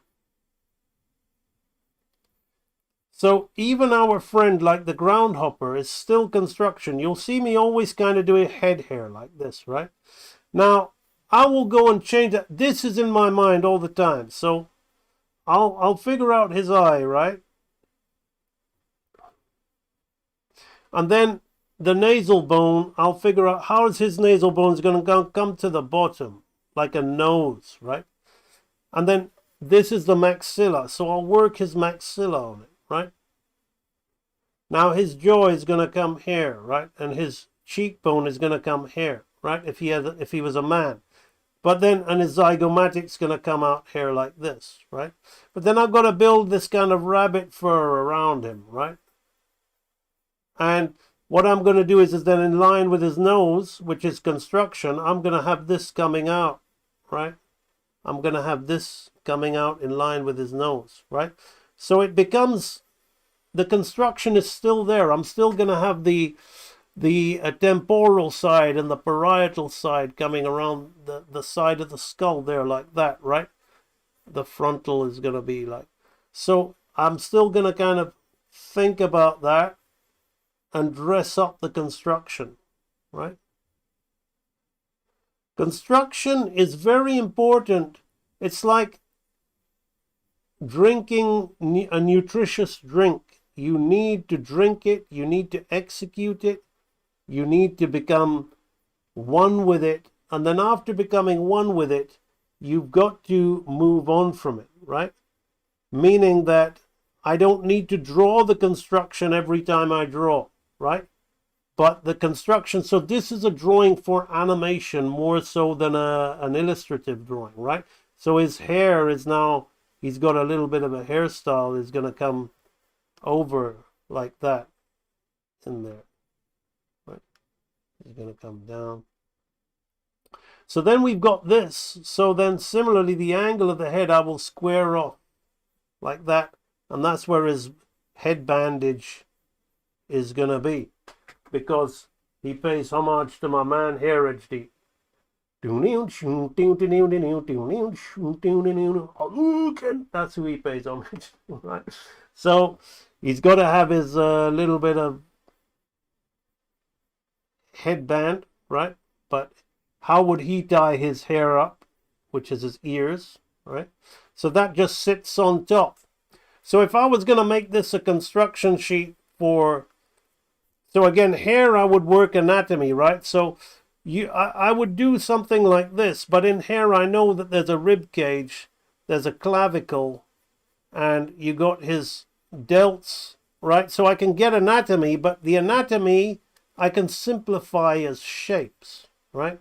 So I can have like his arms, say if he's folding his arms, I'll have his bicep and his tricep coming on here, the tricep tendon. So I'm still very much using construction Edge Deep, right?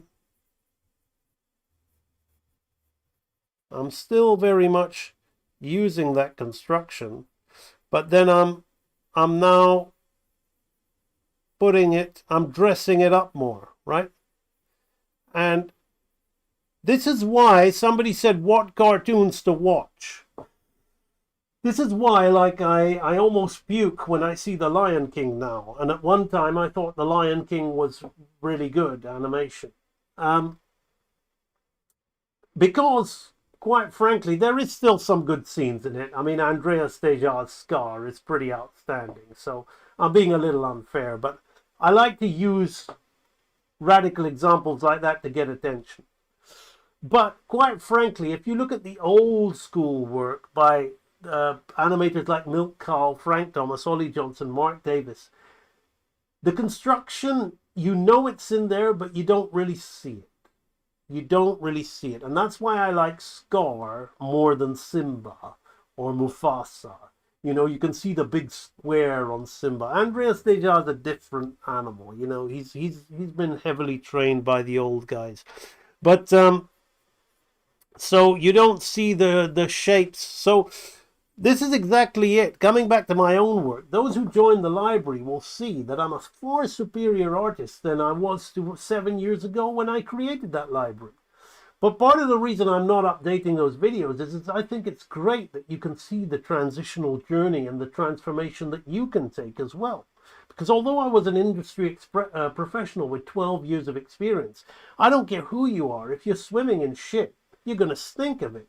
And the industry standards kept going down and down and down, and I noticed my own work declining to such a level that I'm like, nah, I can't, you know, I'm not really happy here anymore, so I'm just going to draw, share tips on YouTube, share everything I know, and go back to studying the real guys, the 9 old men, even anime that I respect, all things that I would like to, skills that I would like to have.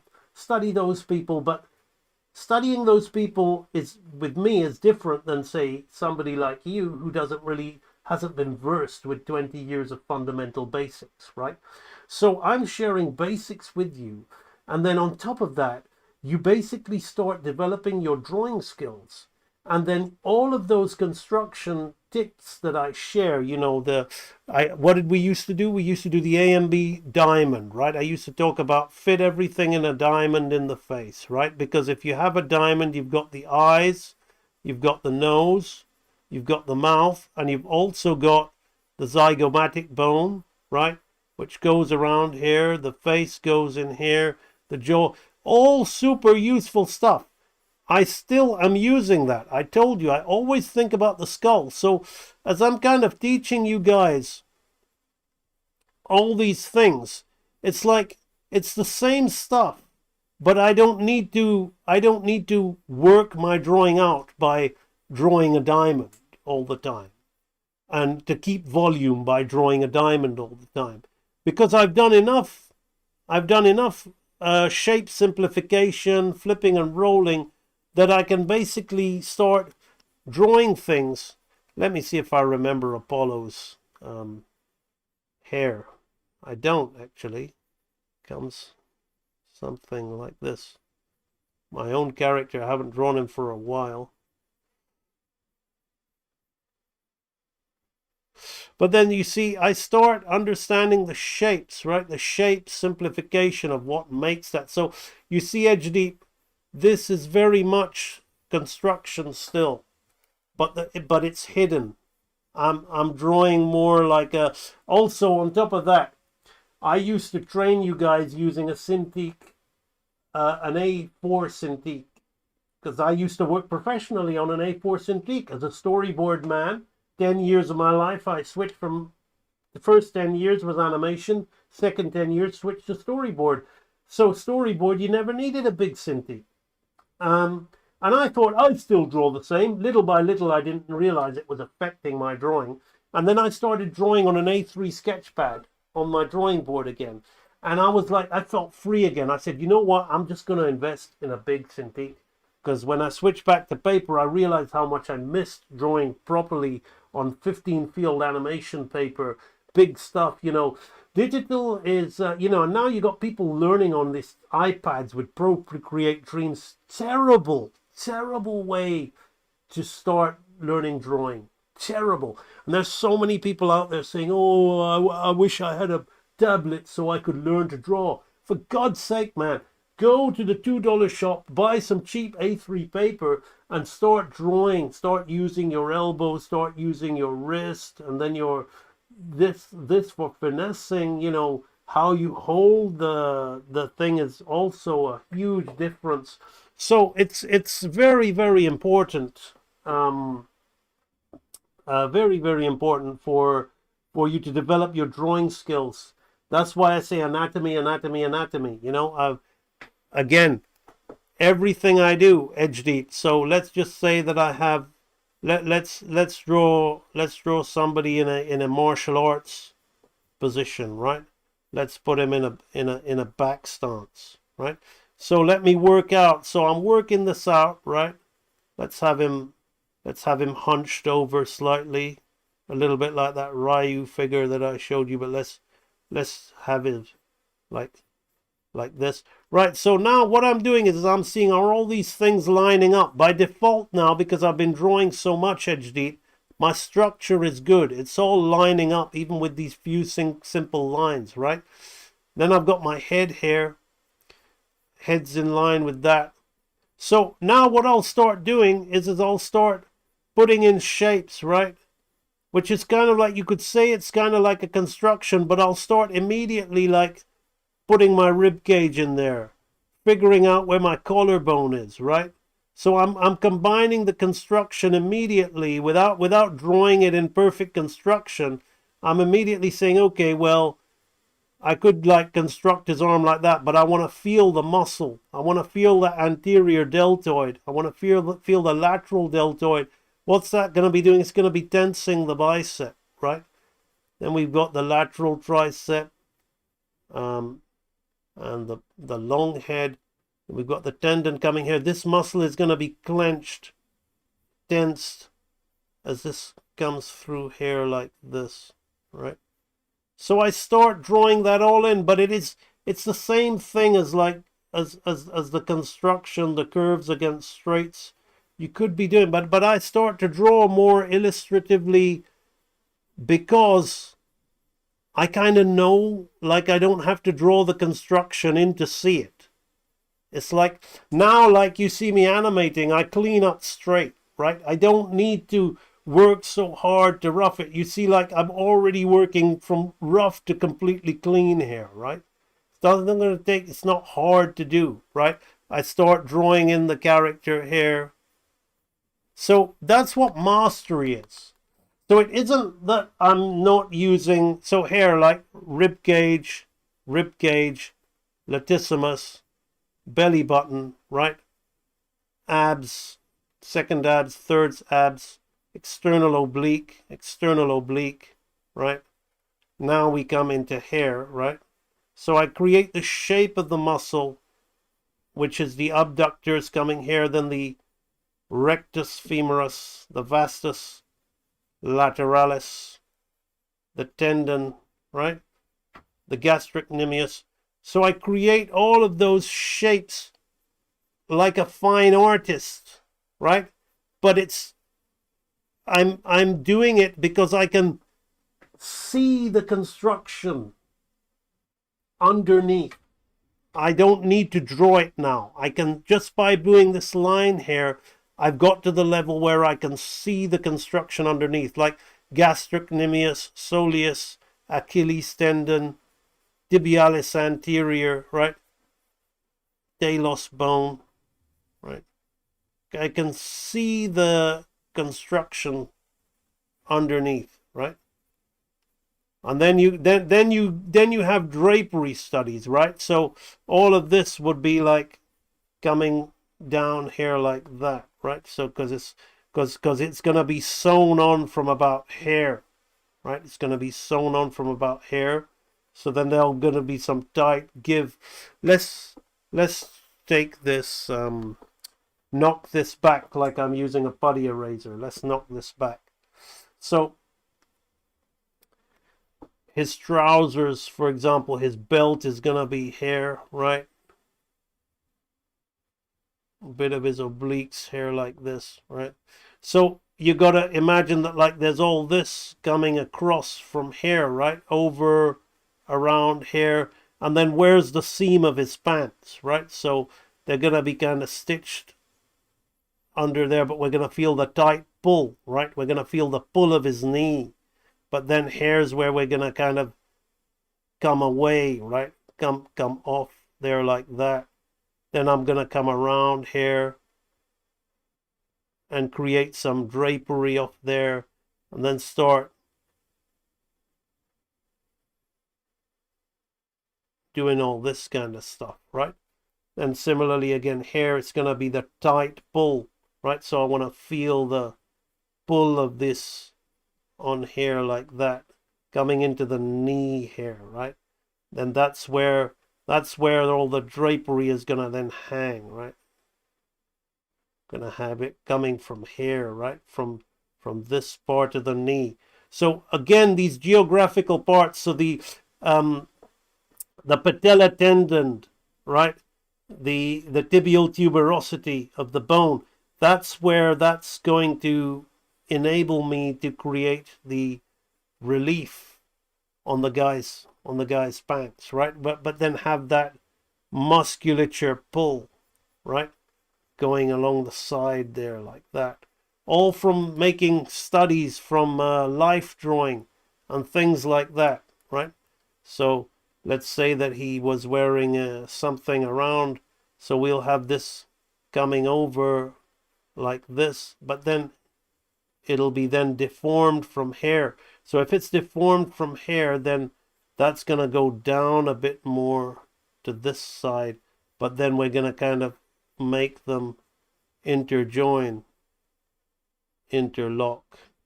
Then you have the relief of where the neck is going to be. So you kind of change the angle. So this is this way and this is this way, right? And it's gradually changing direction, right? As we're putting, then this will simply go over the back, right? Now as this goes over the back, we may want to have it go all the way down. So I join that and I see, okay, well, how's that going to work, right? This is going to go here, this is going to go here. Obviously, if I had a real thing to study, I may be way off, but it's creating the impression of it, right? It's creating the impression of naturalistic flow and drapery on a figure. So it seems like I am edge deep is off. Okay, but thanks for the question. It's still helping people. The studies of Carl, Lounsbury, Thomas, Bluth, Pomeroy are great examples. Exactly. So it seems like I've moved away from construction, right?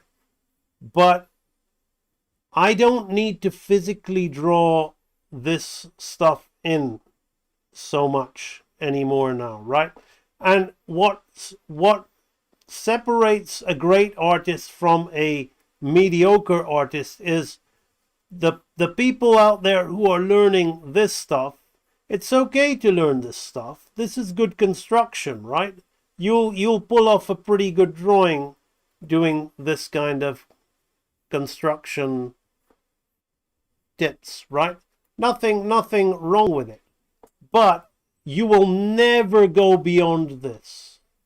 You'll never go beyond, because this is all you'll know. And like, let's just make it a female, right? So we've got the glands, which are going to be coming here as to your size, to your preference, right? So you will never really go beyond this if you just work like this. So you want to bring a bit of the fine art mentality into your drawing. You want to really, let's say, okay, well, I want it to have a collarbone. I want to feel a bit of the pull of that muscle, right? And then we'll see the top of the other muscle. Then that actually, the chest would be doing that, right? The bicep would be there, right? And the tricep will be hanging down. Now the latissimus is actually attached to the humerus bone. So the latissimus would be coming in there. So you want to start, and then you'll have a bit of the rib cage, right? And then even if you're doing cartoon stuff, like you can see me doing with this, right? This is handled with the same delicacy as as the fine art drawing, right? And that's what enables me to give her this appeal that takes her beyond just being a simple series of shapes, which is basically, you know, the typical cookie cutter cartoon character. Okay, let's just have this for the torso. Let's just have this for the waist, right? And then we'll have this for the legs. Now, some people might really like this kind of drawing, right? But for me, this is like, it's okay if you want to do a nice pose, right? But I believe one of the reasons this character has connected with people is because some people are finding themselves attracted to the character. Now, whether that's a good thing or bad thing, it's a good thing for me. I think it's the reason it has that is because I'm giving it subtleties which make it feel more real. I'm giving it so this is where the belly is. This is where the belly would be, and this is how this would go. And the hips here, you got a line here, right? So even though I'm dealing with simple shapes, I'm simplifying that, right? And we're seeing the cartoon character possess some qualities, right? Which are not like, so rather than just having a bump hair like this, like Jessica Rabbit, right?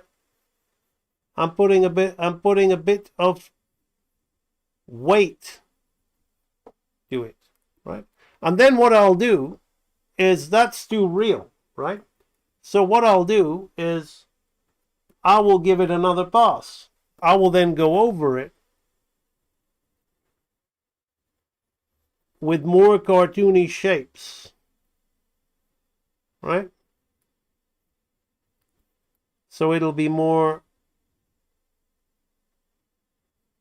like that, right? So basically, you have a kind of cartoon character, but which is a lot more informed in her movements because of the understanding of anatomy and the understanding of the way human anatomy not only looks but works. So here, when she's going to do her hip thrust, she has a little bit of an adjustment in that foot to press the weight down, right? Like that. And again, this is the same as the pendulum swing.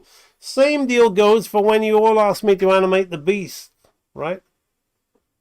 It was a very simple process. Those live streams are still up. Go to my channel. I do it live of Google search, right?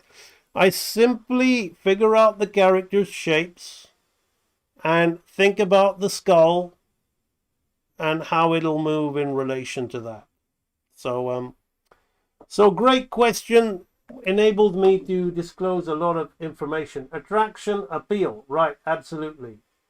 Hair flip was done, Dragon Artist. I did it. And I basically, you've missed, this stream's staying up, but you missed the demo, right? So I basically said that in order for you to be able to animate this, right, boom, right, it's exactly the same as learning to do this. It just looks different. So you're going to find this live stream extremely valuable, my friend.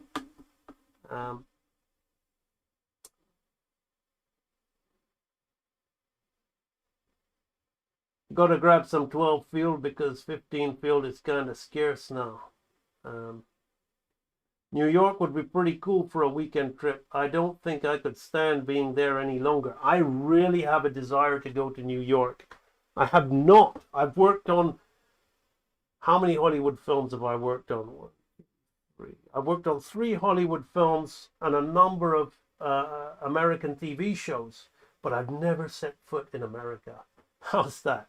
I really have got it on my list. And when I do so, there are a couple of library members who I'm going to reach out to and we can meet up and have a drawing session. New York would be pretty cool for a weekend trip. I don't think I could stand being there any longer. I'm here. I'm here. You're in New York. Awesome, HD. We need to get together. HD's been a long time follower of AMB animation, even before the training library, I think. Definitely with more than 7 years, this guy's been supporting me. I'm so grateful. Definitely would want to go to a Broadway performance. Life drawing is key, I reckon. Hair flip. It's nice to visit, but I would never live there. I was only there for a day. And you know why my wife said to me, because I'm a hermit, I don't go anywhere. I was moaning when I went to Indonesia for a family trip. I just stayed, a lot of the time I stayed in the hotel building a new Gracie Goodbear sketchbook. We got some Gracie Goodbear. I plan on releasing this.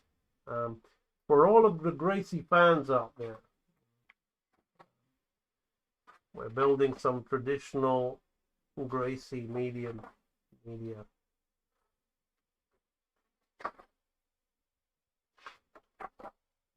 So I spend a lot of my time just in the hotel room drawing, rather than going out. And she said to me, "Where would you go?" I bet it's somewhere like Japan, because you're into your martial arts. You used to wear a Chinese jacket thinking you were Bruce Lee when you was a kid. I bet it would be China and Japan. Maybe you'd go to India to see where your forefathers were from, or Egypt or somewhere like that. I said, you know where I would go if I had the choice? Because mostly I just go to make my wife happy. I have a passion that I'm this guy wandering the earth bettering myself, but really I just stay in my room and draw. I said, anywhere I would go, it would be the USA. She said, why? I said, because I was the biggest Ghostbusters fan when I was a little kid. And the city of New York in that film, the music, I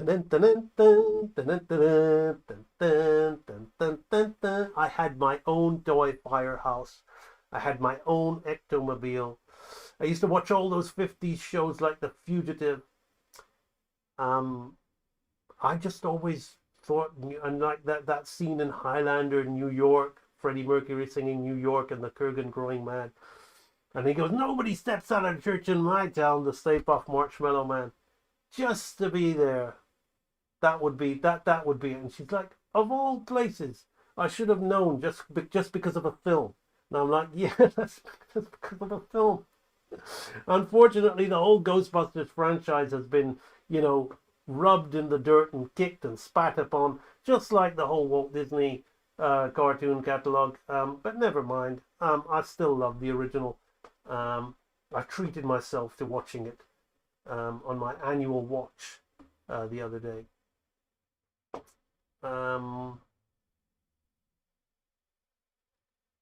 Appeal is about the harmony of form. The dinosaurs in Fantasia are appealing. Cruella de Vil is appealing. Yes, they aren't attractive.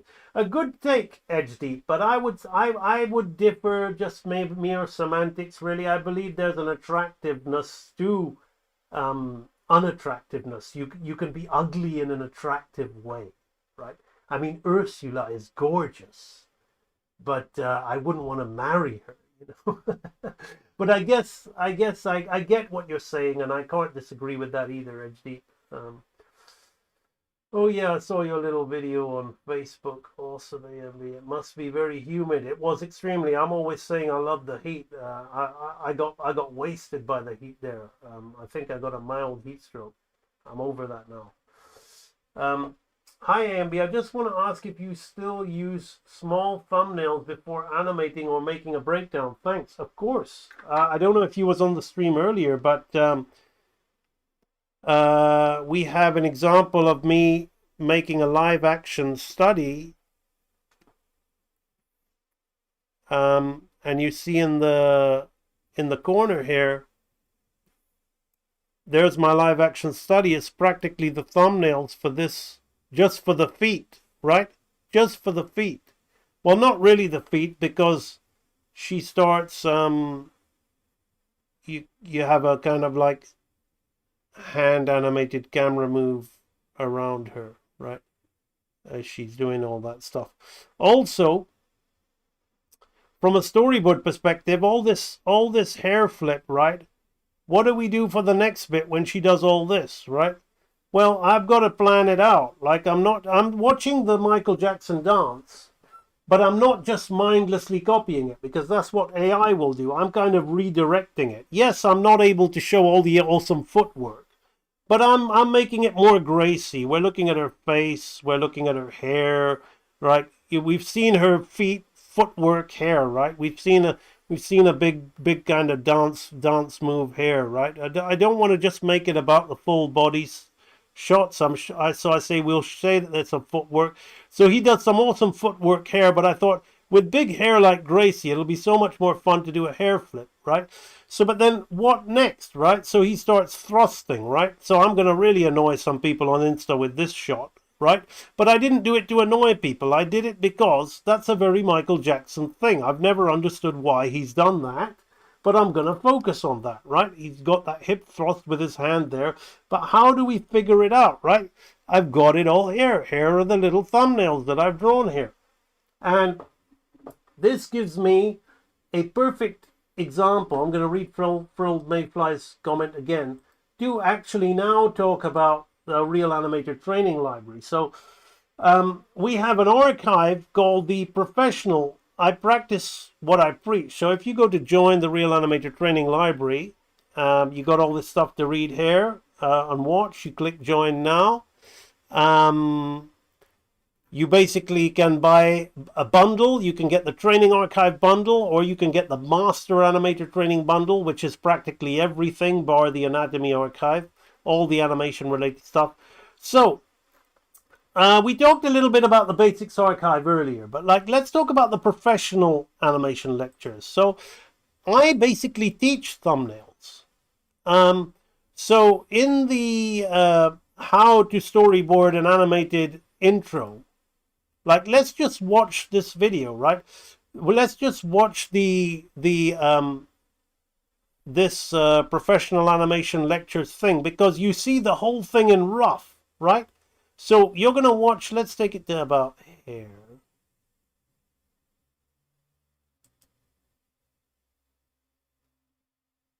Amazing lecture series for the Pro Archive of the Real Animator Training Library. I hope you've learned a lot from it. The lecture series on how to storyboard an animated intro or music video is now available in the Professional Animation Archive of the Real Animator Training Library. This 14-hour-long series is presented in 14 separate video sessions where you will watch each shot being crafted in rough sketch format with a detailed narration covering the fundamentals of... Now, just to explain to you, I basically did 14 lectures. What am I looking for? I'm looking for a little book, right? I did 14 lectures and explained to you how that whole animatic was done, and all of the thumbnails for that sequence were done in this book. And the way those lectures work is that I redraw these thumbnails in that sloppy way that you see. So you never see me do a pretty drawing in this lecture. You watch it being crafted from the thumbnail stage, because that's the real work. Storytelling, flow, continuity, and montage editing.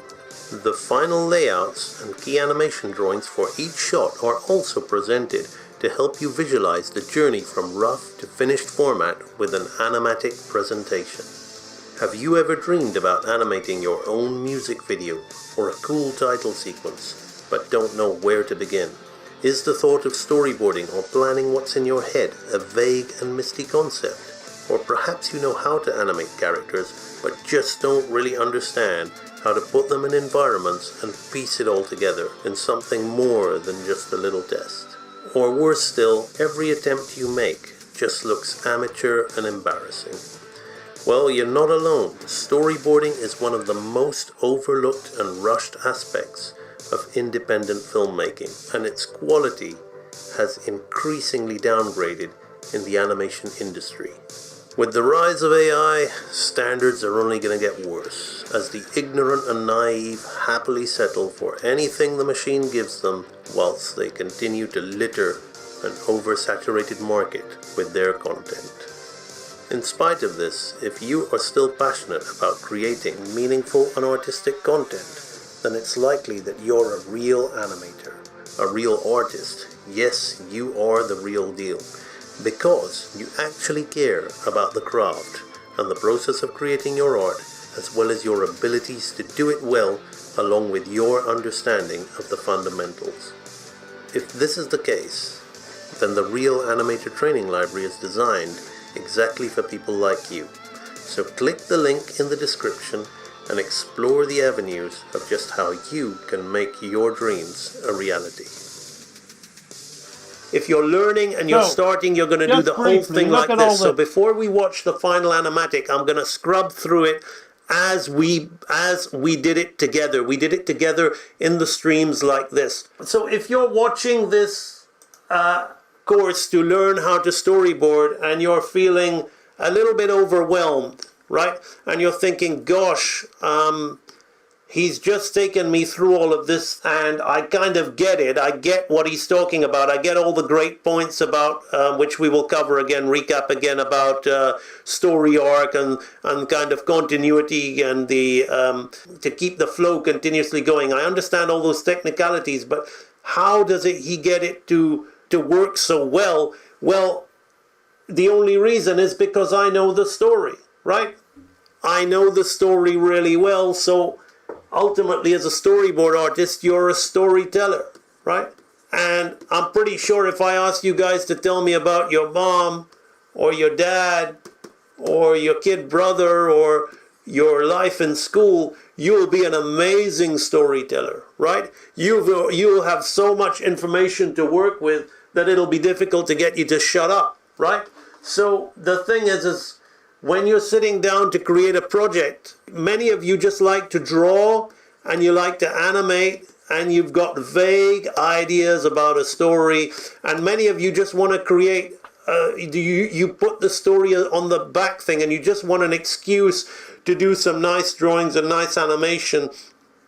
So you say, I just want to draw a cool character that looks anime or Disney or something, and I just need a reason to draw him, so I'll just make up a quick idea and then I'll make my drawings around that. That's okay, but if you want to tell a great story and you want your project to flow and really have so much depth to it, then you need to put story first, right? I start to think more about the story, and then the design of the character changes. The design of the character changes. I start thinking about the environments more. I start thinking about the character in relation to the environment. Okay, bloody hell. I'm good. I was caught up listening to myself. Right, anyway, right, so that is basically in the professional archive. We've got 14 videos on that. How to storyboard an animated intro, which focuses a lot on thumbnails. Not just more so for storyboard than animation, but here you can see are all the 14 parts.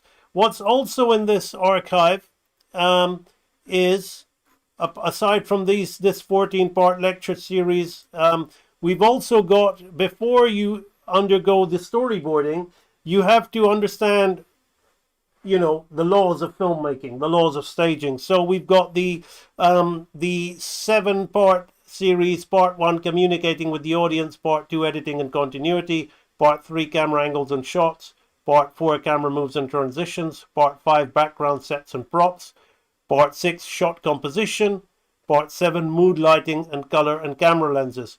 So we've also got that to prime you before you watch the storyboarding demo. Then we also have, we go back to animation with advanced dialogue, 9-part lecture series. You basically see me animating this extremely powerful, complex piece of animation. Where is he?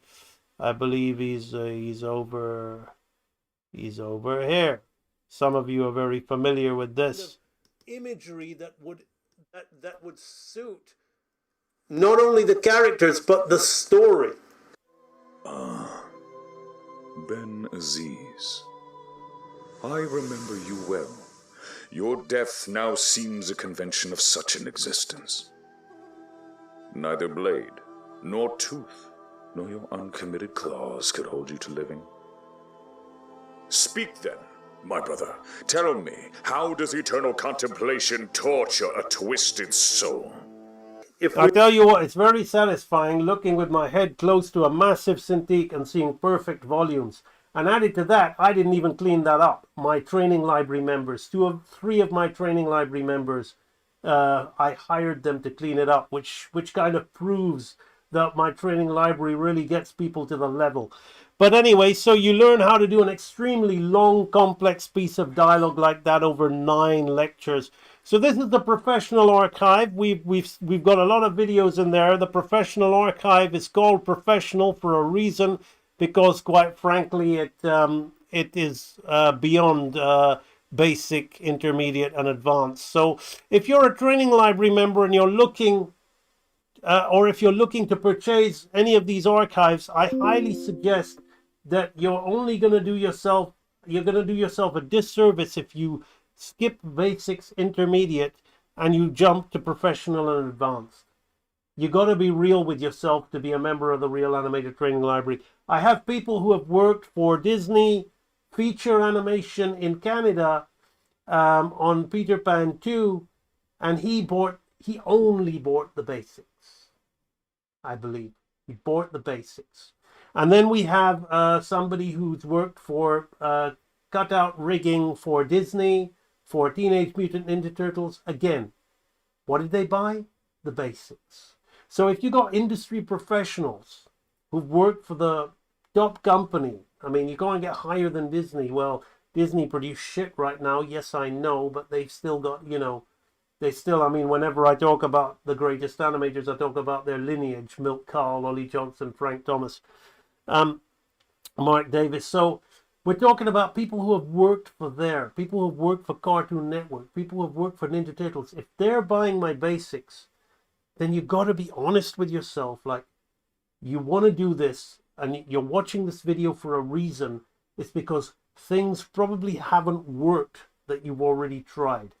And a lot of the reasons for that is partly you, because of discipline, focus, time, but also if you're being led up the garden path, if you're being led to simply have a dopamine fix by continuing to do things the way you want to do them, drawing pretty characters, watching people drawing pretty characters, it's not going to happen. There has to be a radical change in your approach for you to see a radical change in your results. And that radical change is often when you get real with yourself about the situation. And that's when real animator training kicks into place. It's so cool seeing people talking about the great one now. I'm going to go, that's Real Animator Training. You want to transform your life, want to transform your animation. Tell you what, when you're tired of getting other people's cheap shit or all the other courses out there and you still want to animate, you'll end up joining the training library. So I'll see you then, right? We've got Frilled Mayfly. I'm happy animating the great one being all contemplative and all that wonderful. I can't wait to see Frilled Mayfly, for you to be animating my great one. It's a huge compliment. I'll tell you why. Because Frilled Mayfly joined the training library. Frilled Mayfly has also studied at Don Bluth. Frilled Mayfly has studied at another animation degree, and getting her to actually draw the simple stick figures and basic things like flour sacks was a nightmare, because Frilled Mayfly has got such a wonderful imagination that she's got all these amazing characters and she just wants to develop them and draw them, rightly so.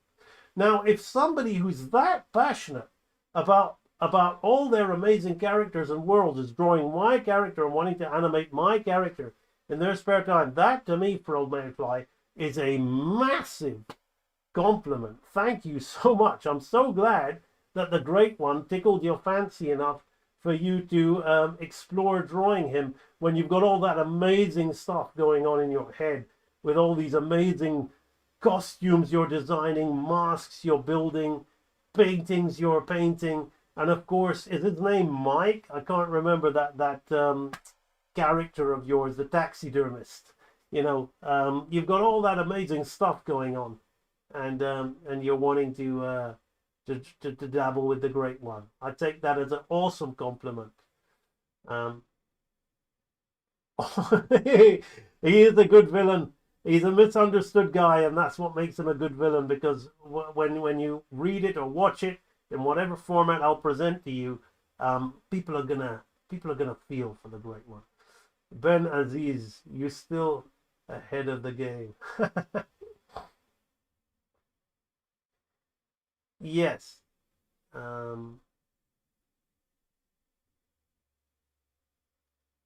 MJ was ahead of its time. Hip thrusting was a statement. It's not pretty when overdone, but he was like the king of hip thrust and moonwalking. Yeah, I mean, he got that from Sinatra, I believe, but it's amazing, the moonwalk. Getting your nerd on right now. Ghostbusters, a great one. I love the demon dogs so much. Yes, the terror dogs. I love them.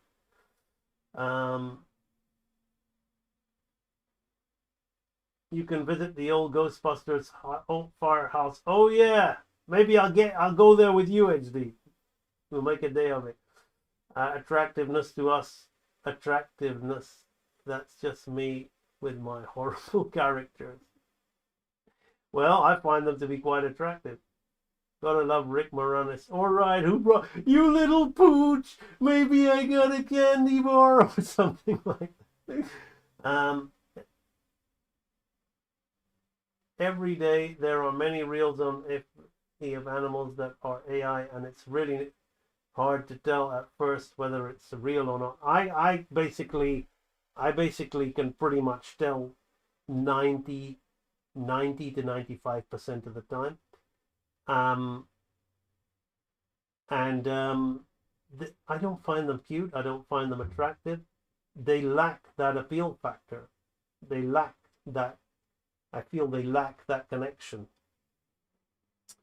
Or it just looks real and it's just boring, like it's in the hand and it's not doing anything that's adorable, or even the way like a mouse would eat or a hamster would eat. I enjoy watching that, and I find it cute. Me and my wife share those things to each other all the time. It's the only thing about social media that I like. In the sea, the swamp of fake information and garbage and politics and all that, no interest in it whatsoever. I'd rather see a fat hamster eating, but I don't think AI can do it. Haven't seen one that's I'd rather watch some. Also, I like to look at what's exciting me about AI is I'm finally just leaving my work rough now, and being happy with that. It means more gets done, and I think people are going to get back to wanting grainier, bad quality film and things like that to get away from this fake, perfect, polished turd look that we live in right now with AI. How long did it take you to fully flesh out Alpha Man's story? Are you still figuring out Groundhopper? Groundhopper's story is no way near done. Alpha Man's, I basically fleshed out, came up with a concept in a week, and then paid a writer to flesh it out, and me and him worked together and got the pilot script out. So I would say that to get the story of Alpha Man down, took maybe about 3 months. But that's not fair, you see, because if I was going to do a course on storytelling, most people wouldn't want to take that course. And I drive everyone mad. So when we're watching Stranger Things or anything, I start talking about Mesopotamian gods, Babylonian gods, Gnosticism, Christianity, Buddhism, Judaism, Islam. I start talking about all these philosophies, Zoroastrianism, Greco-Roman religion. I start talking about all these philosophies, also call Jung archetypes. Joseph Campbell, The Hero's Journey. These are the things I focus on in terms of reading because I want to be a better storyteller. And ultimately, as Joseph Campbell's work reveals, basically every story is just one story.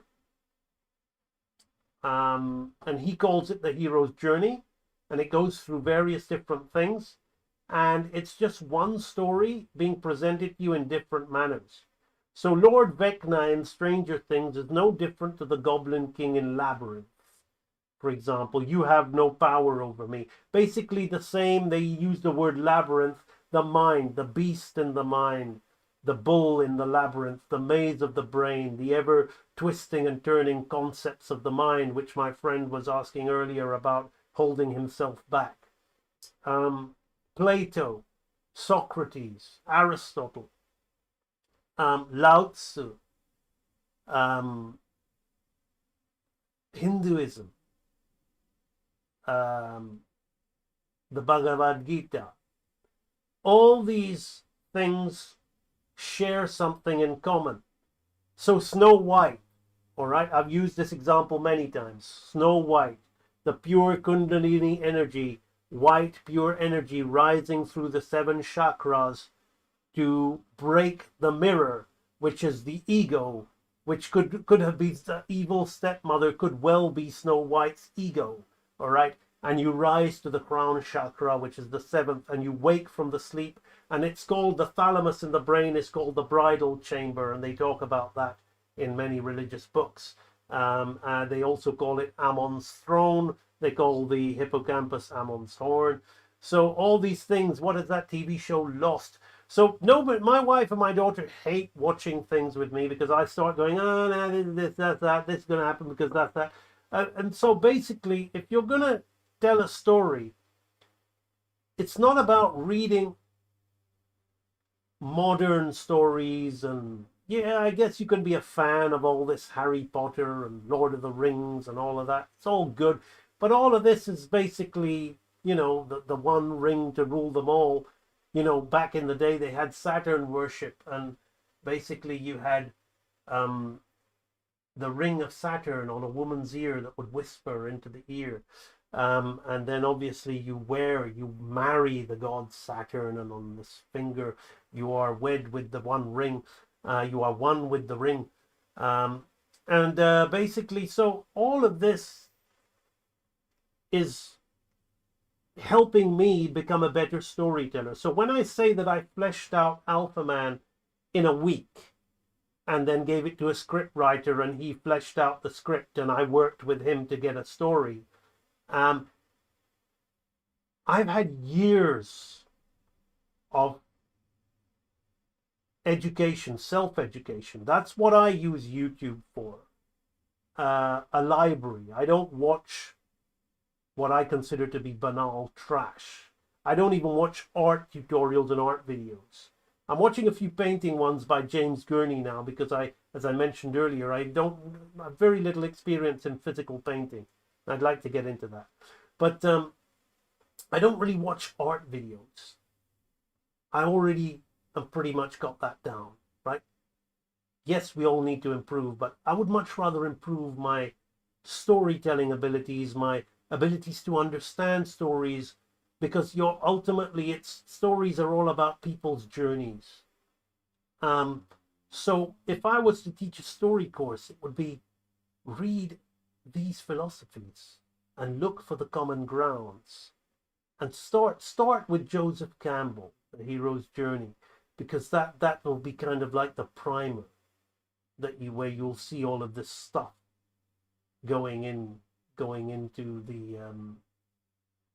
the philosophy. So that's what it is. And then of course I dress up Alpha Man referencing modern things like Ghostbusters, Judge Dredd, the Stallone movie,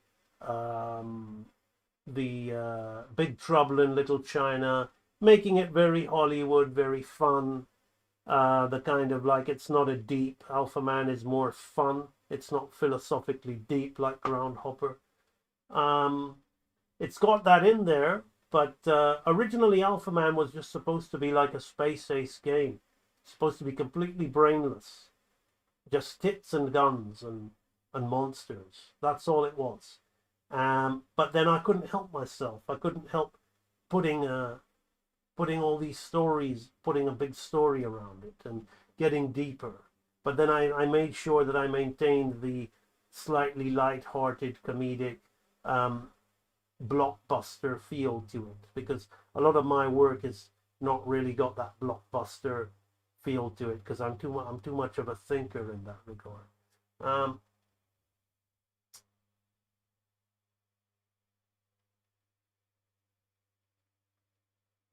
The Demiurge.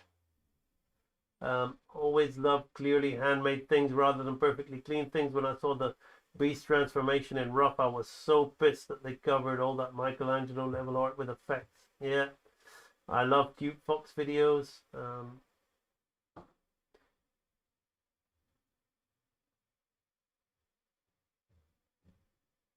I'm still, you see, Frilled Mayfly. Why do I have so much respect for Frilled Mayfly, right? Because I consider her to be a real animator. Is she the best animator out there? Excuse me, Frilled Mayfly. No. But why do I really, really like? I respect Phil Mayfly better than a lot more than many. And you know why? Listen, somebody asked her, "Did you do Don Bluth's course?" I did his course twice. Frilled Mayfly did Don Bluth's course twice. Don Bluth's course cost 10 grand, right? She's probably given him around about 10 to 15 to 20 grand from like discounts or whatever, but anywhere but within that window, right? She's also been on 2 degree courses, and she's also been on my Real Animator training library, and yet here she still is in the chat, hanging around. And to me, it's like, this is somebody who truly puts their money where their mouth is. And when I say that, when people don't like the word money, well, the fact is it's not so much about buy the course. It's about, I mean, she hasn't just done one person's, which is my course. She's done Bluth's, she's done a degree, she's really trying to self-actualize herself. She's really trying to better herself, and she's going all in. And then sometimes I get people messaging me, "Why should I buy your course when it costs so much?" I'm thinking, like, do you really think the price of a video games console? You see, I don't use ChatGTP. I refuse to use it because I believe it's the nothing from Neverending Story. It's gonna parasite. It's gonna, just like spell checks have made people bad at spelling and grammar, me included. I believe that people are not going to use their imagination. They're not going to even think anymore. They go, "Oh, well, I'll just use it for this." But you'll get into the habit of it, and then very soon it's going to hijack your mentality. So I don't use it. But my wife went on it, and she typed in about AMB animation. And she typed in, asked ChatGTP, "What's the plus side of it?" And it said AMB animation is one of the best value for money that you're going to find out there. So they consider my course a value for money. They don't consider it expensive because they know what it is in comparison to like all the other courses out there.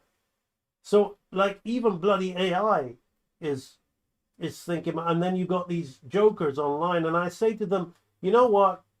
This place is called Real Animator Training. If you can't even invest in like the amount of a video game system into animation, and you claim you want to be an animator, then go away, go buy somebody else's Black Friday sale, go play with Udemy, play with some other man or whatever you think is going to help you. Real Animator Training is not for you. And here on the flip side, you've got somebody that's not only done my course, and she's got every single one of my archives, she has done Bluth's course twice. And if they think I'm costly, I'm a fraction. I'm 1/10, a little bit more, probably 2/10 now, because as the library grows, I up the price. I'm 2/10 of what Bluth's And this person's done Blue's course twice. Incredible. So extremely serious about her work. Extremely serious about her work. I'm still trying to find my story. I started a few months ago on a new script. I'm almost halfway through it. Awesome. To be honest, Stranger Things, I thought it was great. On the second watch, me and my wife went through it all for a second time. She's on her fourth time, but I didn't like it so much. I think what makes it good is if you've grown up with the nostalgia and you see all the things like, oh, that's Akira, oh, that's Terminator, oh, that's Alien, oh, that's Conan the Barbarian Sword.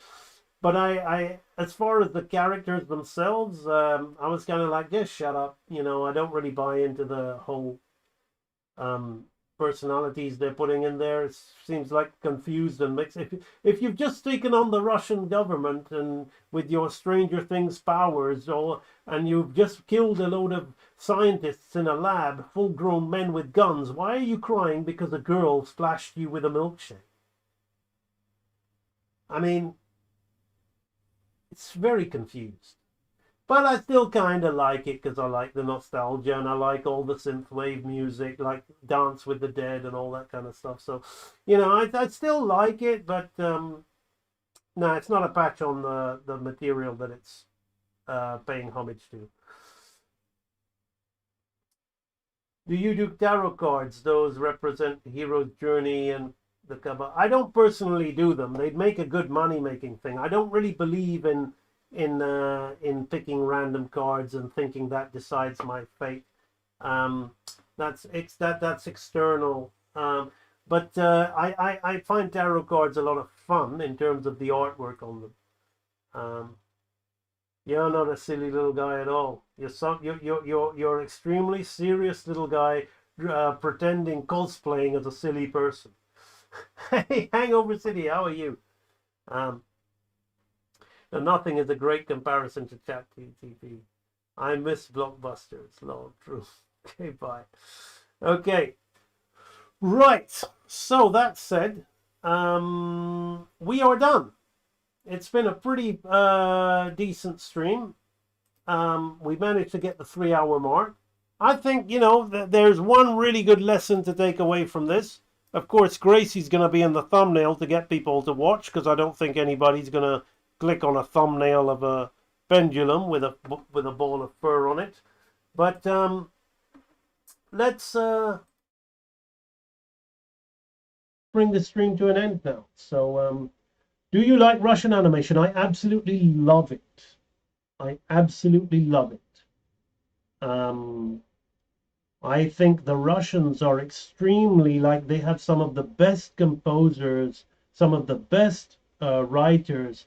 I mean, Stravinsky, Tchaikovsky, Rachmaninoff, Prokofiev, my God, the artistry that comes from those that culture is wonderful.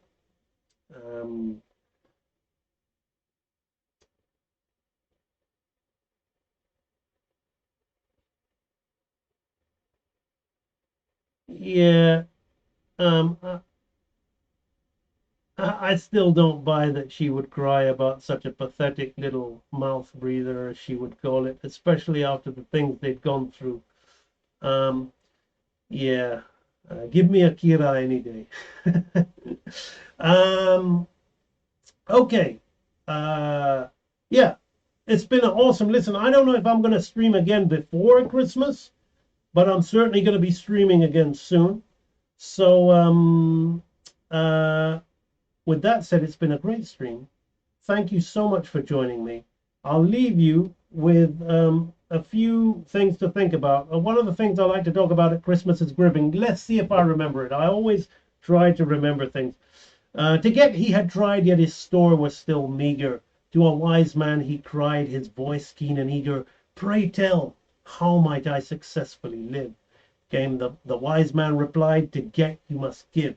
Of giving he said, "I've nothing to give. I've scarcely enough bread, and of course I must live. But I would partake of life's bountiful store."